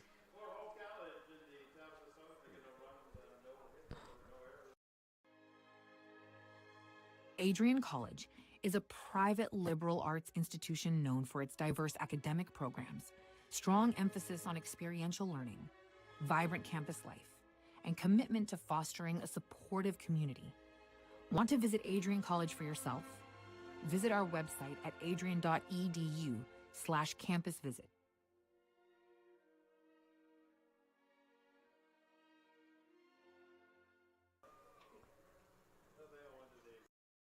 The Adrian College Media Production House provides opportunities for students to learn and grow live on the airwaves, just like Matt Kibbe. I've gotten a chance to create a relationship with coaches and teams and learn more from people instead of trying to teach myself something. Got an opportunity to expand my knowledge of sports, hone in on my skills as a broadcaster, and learn about equipment in different ways. You get more of a connection with professors as well.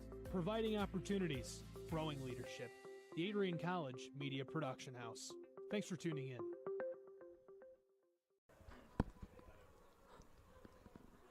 Bottom of the 7th inning now. Nick Bender still on the mound for the Flying Dutchman. Coming up to bat for the Bulldogs will be Nick Bruder. He'll be followed by Ryan Davis and then David Kedrow. Bruder had an RBI triple back in the first. He scored on a wild pitch, and he's walked, had a stolen base, but he's grounded out. But overall, he's had a pretty good day. But he'll lead things off for Adrian College here in the bottom of the 7th inning. Well, Forrest, here we have it again. Nick Bender and Nick Bruder going at it. And the last time these two faced each other, it was only a one-pitch at bat. So hopefully Nick versus Nick can last a little longer this time. And that's back up the middle into center field, a base hit. As I think I may have summoned the commentator's curse, as once again it was a one-pitch at bat. Yeah, Nick Bruder jumping on the best pitch he's going to see in the at-bat. Right fastball right down the middle. He caught Bender trying to get ahead, so he punishes it for him and got the leadoff man on for the Bulldogs again. Yeah, what a day it's been for Nick Bruder. As remember, back at the ACES Awards, he was awarded Rookie of the Year and Moment of the Year as well. Yeah, he had an outstanding freshman year last year for the Bulldog team. Won MIAA batting champion. He batted .450 in MIAA conference play. Just an outstanding year. Really made a name for himself and made himself the starting shortstop. He started every game this year.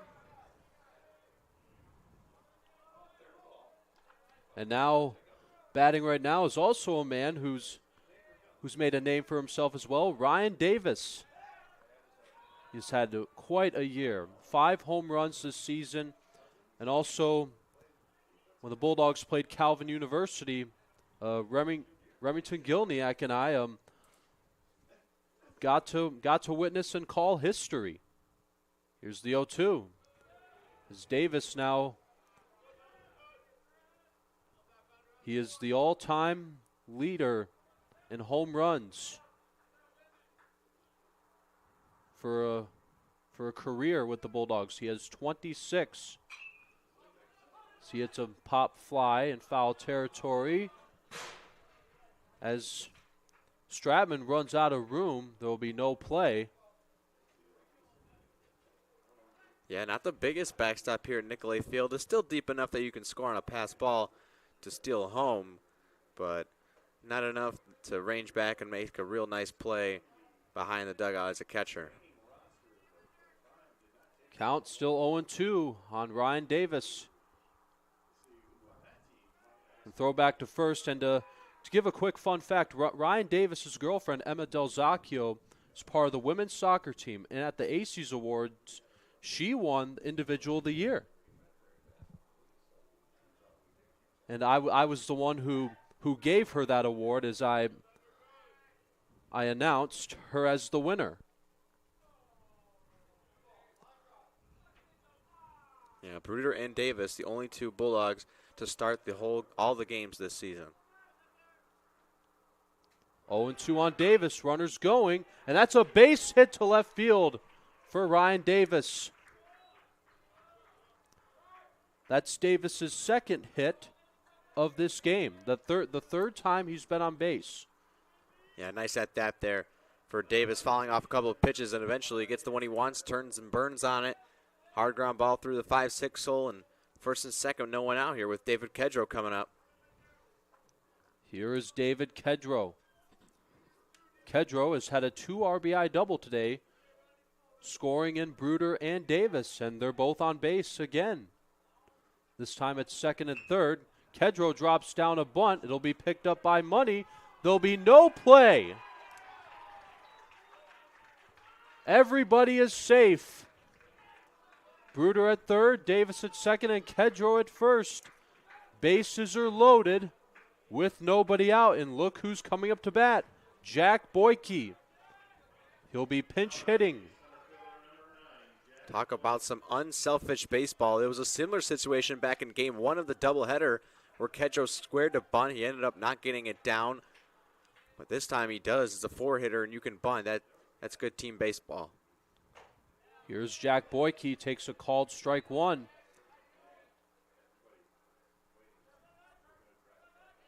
Boyke checks in with a .265 batting average. He's had a couple of home runs. One of the home runs he hit, it was a pinch hit home run back when the Bulldogs faced the Student Princes. It was back on their home opener, March 18th. 1-1, the count on Jack Boyke. Here's the pitch, and it got away from Stratman a little bit, but showed good awareness. So he got to it pretty quickly. Is now Boyke. He also plays football here at Adrian. He's a very talented kicker. Here's the 2-1 pitch to Boyke. That is low for ball 3.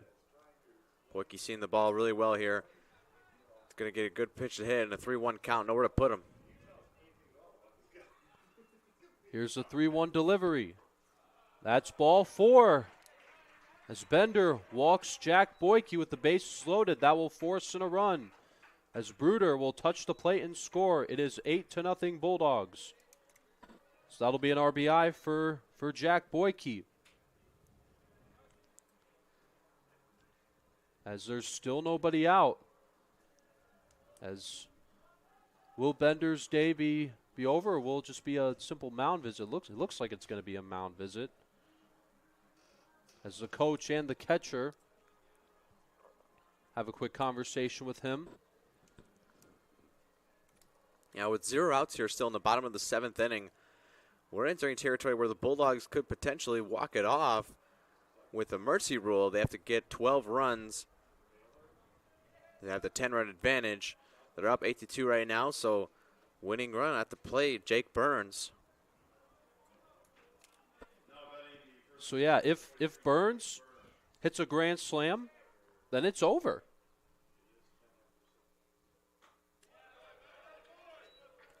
I thought you were going to have a good announcer's curse there for it. You're going to say it, and then right after he's going to hit it. 0-1 to Jake Burns. Here's the pitch from Bender. Burns hits it to third. They're going to throw to the plate. And Davis was called out.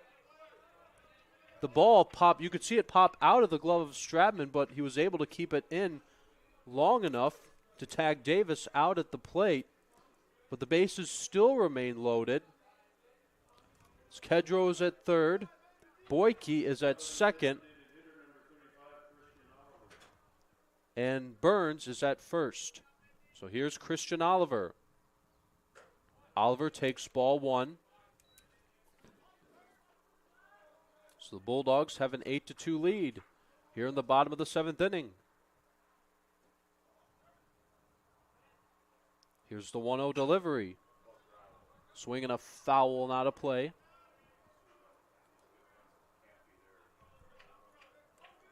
Count is 1 ball and 1 strike on Christian Oliver. Fun fact, his brother, Cam Oliver, also plays on the NCAA Bulldog team. 1-1. That's a strike call. Oliver, see him shaking his head. Didn't seem to agree with it. The count is 1-2. Bases loaded, 1 out. It's the 1-2 pitch. Oliver hits a ground ball to second. Peter will throw to second base to the shortstop Kreindler to get the out. Kedro will score. It'll be an RBI on the fielder's choice in favor of Christian Oliver. It is 9-2 Adrian as we have a pinch hitter for the Bulldogs. It is Brendan Williamson.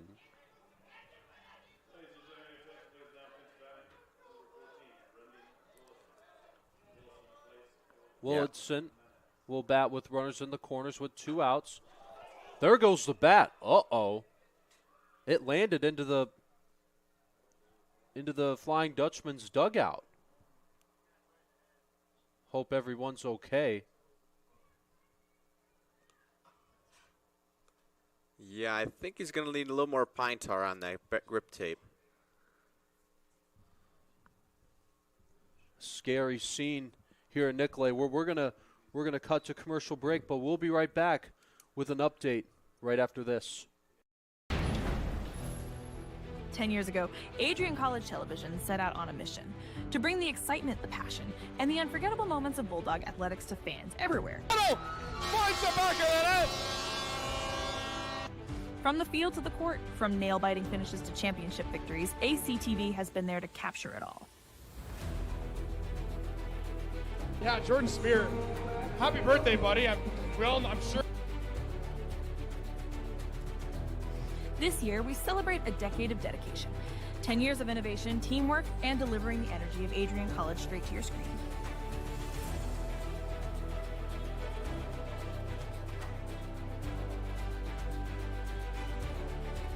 Here's to the next chapter of ACTV, because at Adrian College, the story is just beginning.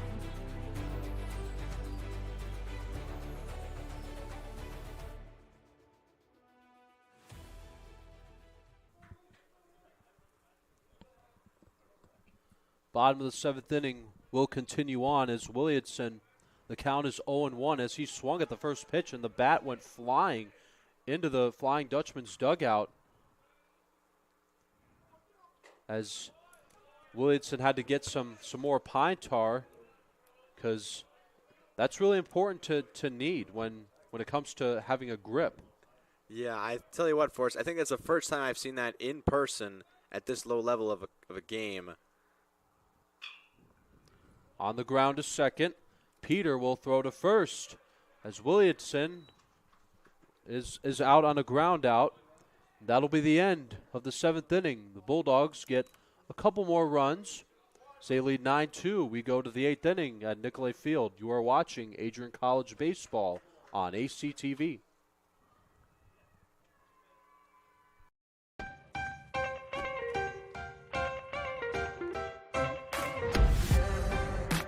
I'm a special ed social worker. And I'm a third-year public affairs major. I'm an action filmmaker. I'm a recent graduate from Michigan State University. I'm an underwater cinematographer.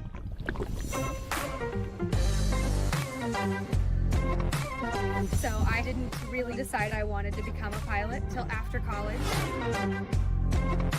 Jevy is like a consolidated platform where I could have focused information in a couple swipes. Involve yourself as many opportunities that you can. The number one most important thing is knowing your own weaknesses. Proper planning. Breakfast. It's always something different, something new. The fact that you can be another small voice that adds to a beautiful space. That's what I'm here for.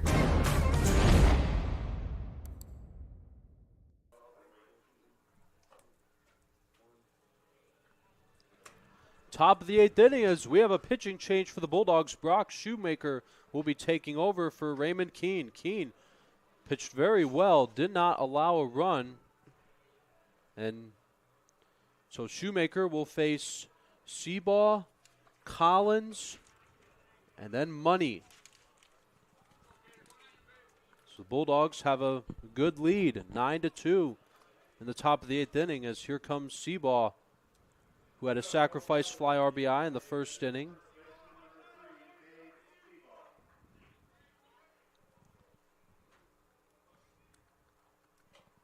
That's a called strike one on C-ball. As I would like to mention, Adrian College women's lacrosse beat Albion 12-11 in the quarterfinals.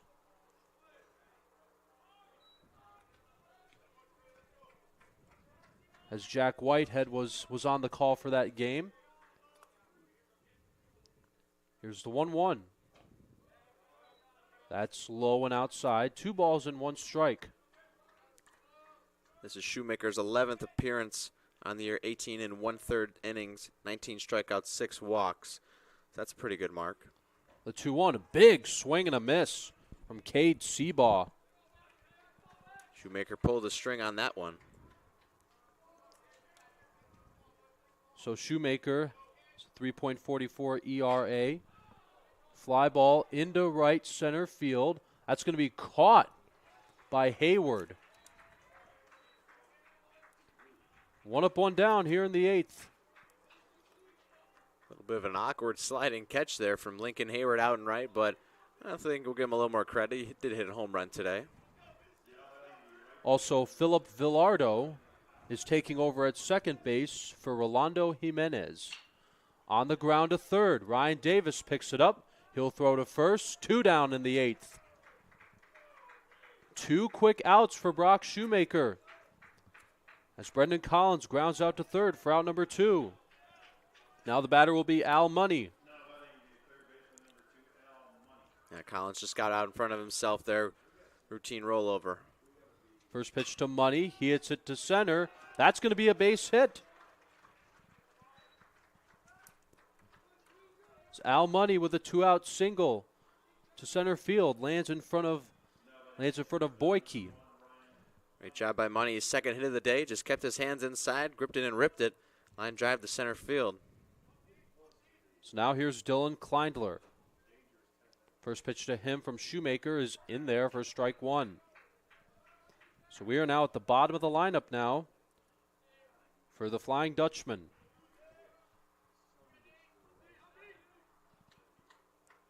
Here comes the 0-1. That's a little bit outside. Count is even at 1 ball and 1 strike. So it's been 9 runs, 10 hits for the Bulldogs, 2 runs and 7 hits for the Flying Dutchman. Here's the 1-1. Outside again, 2 balls and 1 strike. It's a sort of similar run line as we've seen in the first game, where the Dutchmen put up 1 run on 9 hits. They had a lot of hits, but left a lot of guys on base. The Bulldogs on the ground to the shortstop, Bruder. It gets by him in the outfield grass. So that'll be back-to-back singles for the Flying Dutchman. As that one just got under Bruder's glove as he tried making a diving play in the outfield grass, similar to one that Derek Jeter made in the 1998 American League Championship Series. One of the most famous plays that you'll ever see in baseball. That's a called strike 1 on Saul. Yeah, Derek Jeter's signature play, I think they would say. Bruder almost had one very similar to it in the first game. Unfortunately, couldn't get the runner out at first. Now the 0-1. Called strike 1 on Saul. So Charlie Saul is pinch hitting for Corbin Bennett. Saul is batting with runners at first and second with 2 outs in the 8th. 0-2 from Shoemaker. And a little nubber toward the third baseman Davis to first, and they got him. So the Flying Dutchman threaten but do not score as we go to the 8th inning. 9-2 Adrian College at Nicolay Field. You are watching Adrian College baseball on ACTV.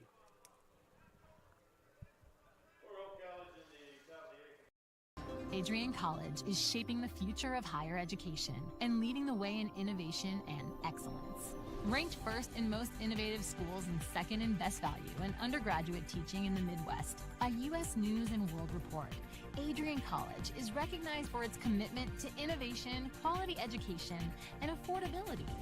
Offering 71 undergraduate programs, 13 graduate programs, and a 1 to 15 faculty to student ratio, our students receive personalized attention and a cutting-edge education.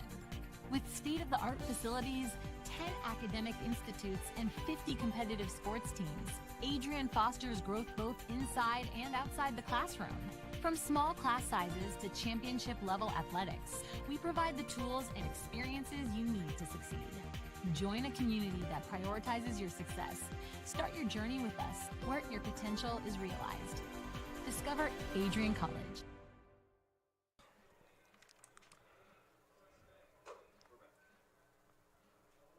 Bottom of the 8th inning. Bulldogs have a 9-2 lead. We have another pitching change. Aaron Price will be taking over for Nick Bender.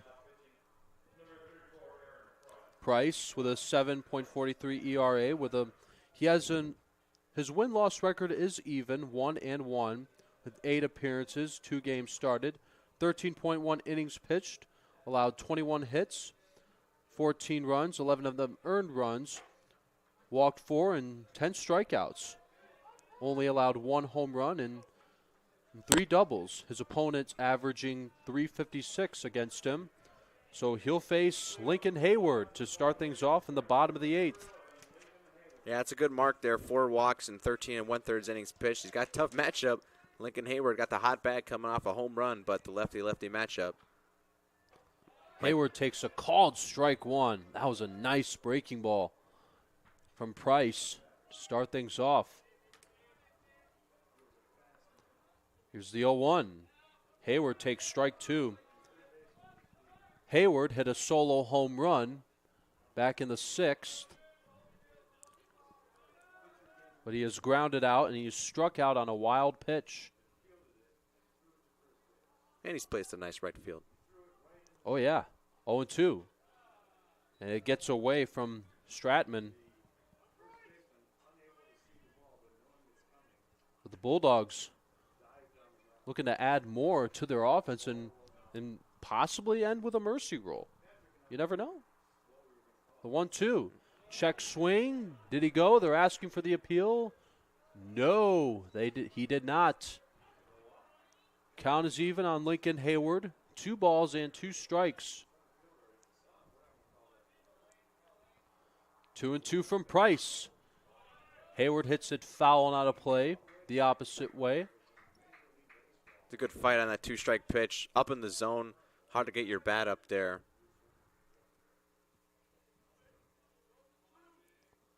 Getting the 2-2 from Price. Low and outside. 3 balls and 2 strikes on Lincoln Hayward. Really good take there from Lincoln. McGuigan is waiting his turn on deck. The 3-2. Hayward hits it on the ground to first. Seaball slides to the bag, and Hayward is out as he grounds out to first here in the bottom of the 8th inning. So now here's Jackson McGuigan. Yeah, nice little play over there. First baseman in Seabaugh. So here's McGuigan, who's had a couple of hits today.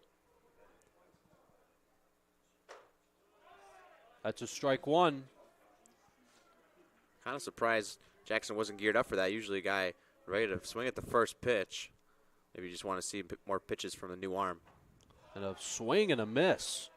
That's strike 2. This Price is not messing around. He is getting ahead on the count. No balls and 2 strikes. Here's the pitch. That is low. 1 ball and 2 strikes on Jackson McGuigan. Nick Bruder. Let's see if Price works off of that outside ball. Try a slider out there. That is ball 2. So Nick Bruder is waiting his turn on deck. He will be next. Still 1 out here in the 8th. The 2-2 from Price. McGuigan just got a piece of that one.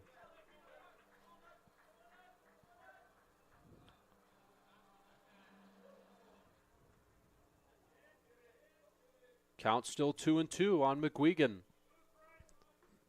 Here's the pitch from Price. Swing and a miss. He got him swinging. So McGuigan strikes out on it. That'll bring up Nick Bruder.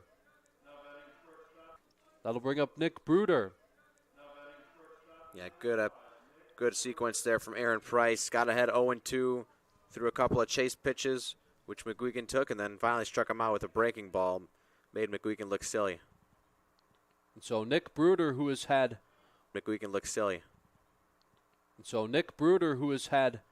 quite a day today. He's had an RBI triple. That's outside. That's 2 balls and 2 strikes on Nick Bruder.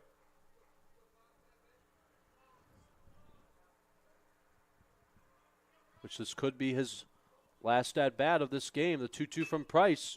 Bruder hits a high, shallow fly ball. That's going to be caught by Peter.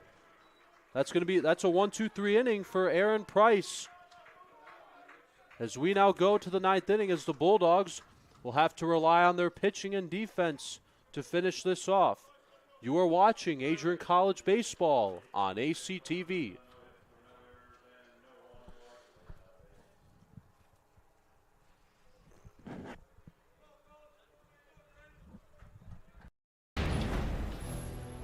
Ten years ago, Adrian College Television set out on a mission to bring the excitement, the passion, and the unforgettable moments of Bulldog athletics to fans everywhere.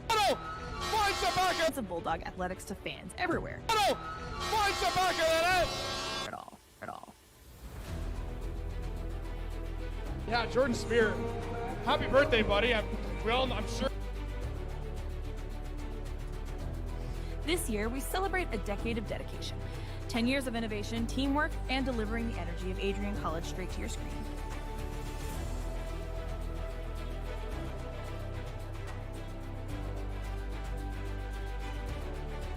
Here's to the next chapter of ACT. Now has something going here. Yeah, that's their 10th hit on the day. Runners at first and second with no one out. If only they could have started this earlier in the game. I mean, they put up the 2 runs in the top of the first. Kind of thought things might have swung their way in the second game of the doubleheader, but Bulldogs responded with 3 in the bottom of the first. So here is Stratman, who takes a called strike from Shoemaker.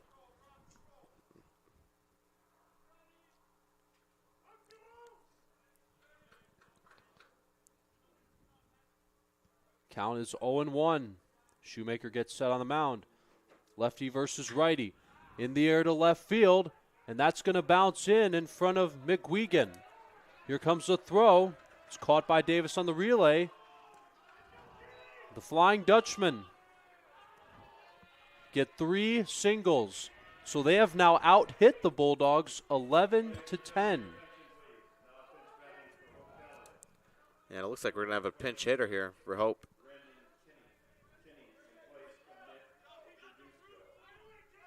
So we have a pinch hitter for the Flying Dutchman. It is Kinney. We taking over for Verduzco. The first pitch to him is a called strike 1. Good pitch there from Shoemaker. Yeah, we saw Kinney back in game 1 of the doubleheader. Had a single lined out to short, reached on a fielder's choice and flew out to right. Here's the 0-1 delivery. Outside, count is even at 1 ball and 1 strike. So I believe this is the 3rd time today that the Flying Dutchmen have had the bases loaded. This time with nobody out. The 1-1, swing and a miss. So the first time they had the bases loaded, there was 1 out. Second time there was 2 outs, and the third time there's nobody out at all, Nathan. Maybe the 3rd time's a charm here. Looking at how the outfield's positioned, that left center gap is wide open. The 1-2, that's low. Count is even at 2 balls and 2 strikes on Guinea. Boyke shaded towards right center field. Excuse me, I meant Kinney. I apologize. The 2-2 pitch. Kinney just got a piece of that one.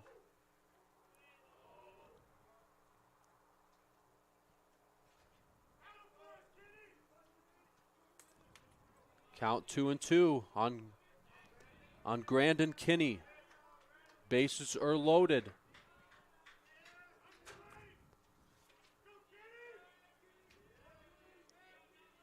Here comes the 2-2 pitch from Shoemaker. On the ground to second. Villardo will throw to Bruder, to second, to first, and a double play.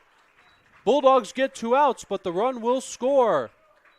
So that'll be an RBI for Grandin Kinney as he grounds out into the double play.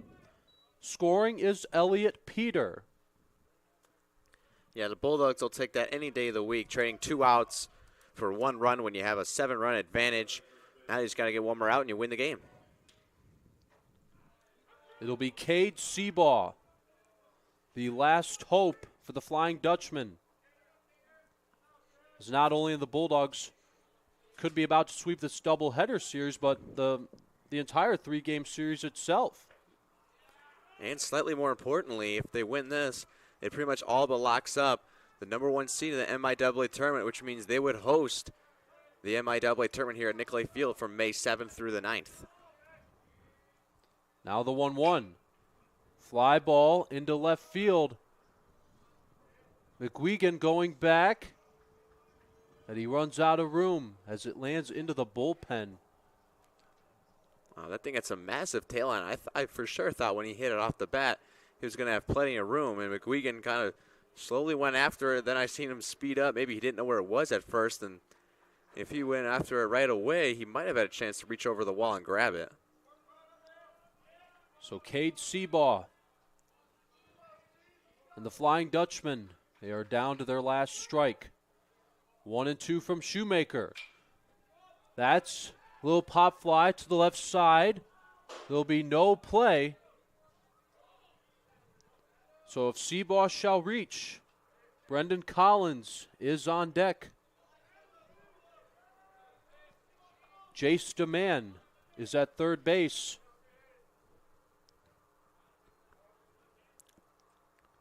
Here's the 1-2 pitch from Shoemaker.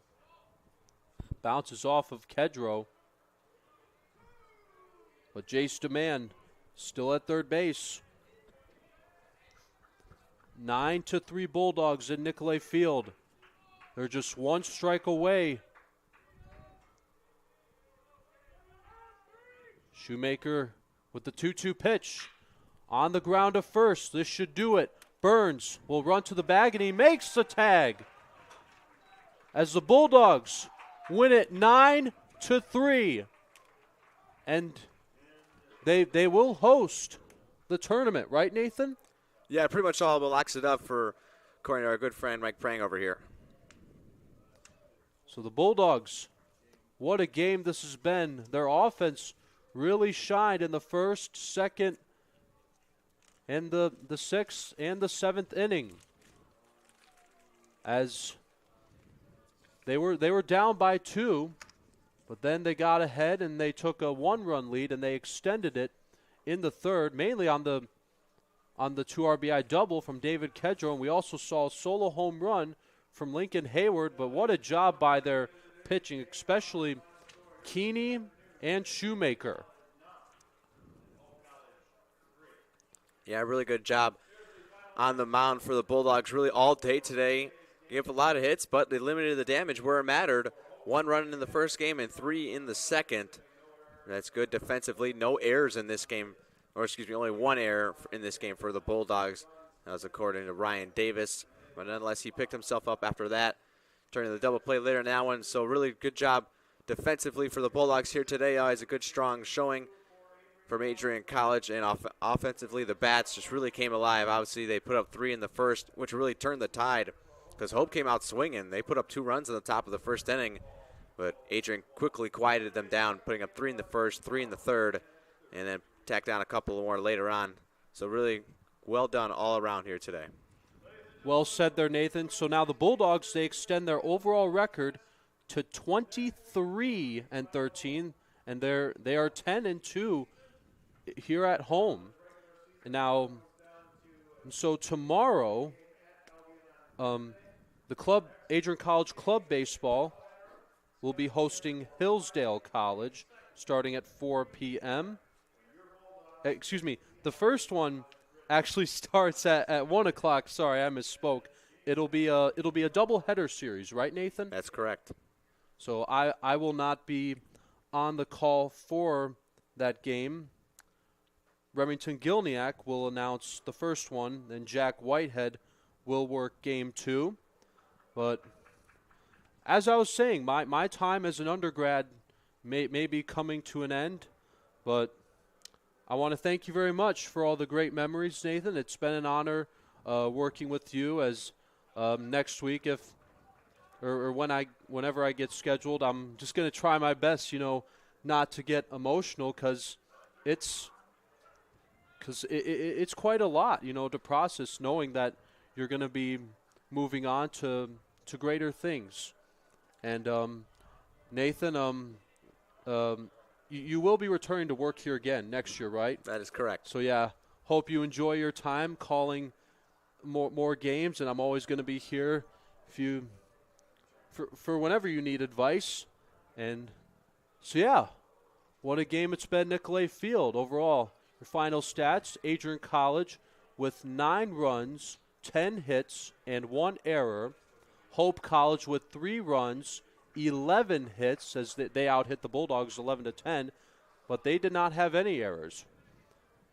So yeah, again, for those of you that watching, thank you very much for tuning into our broadcast on Adrian College Television. From Audrey Evans, Tate Wise, Nathan Linner, I'm Forrest Vernier, live from Nicolay Field.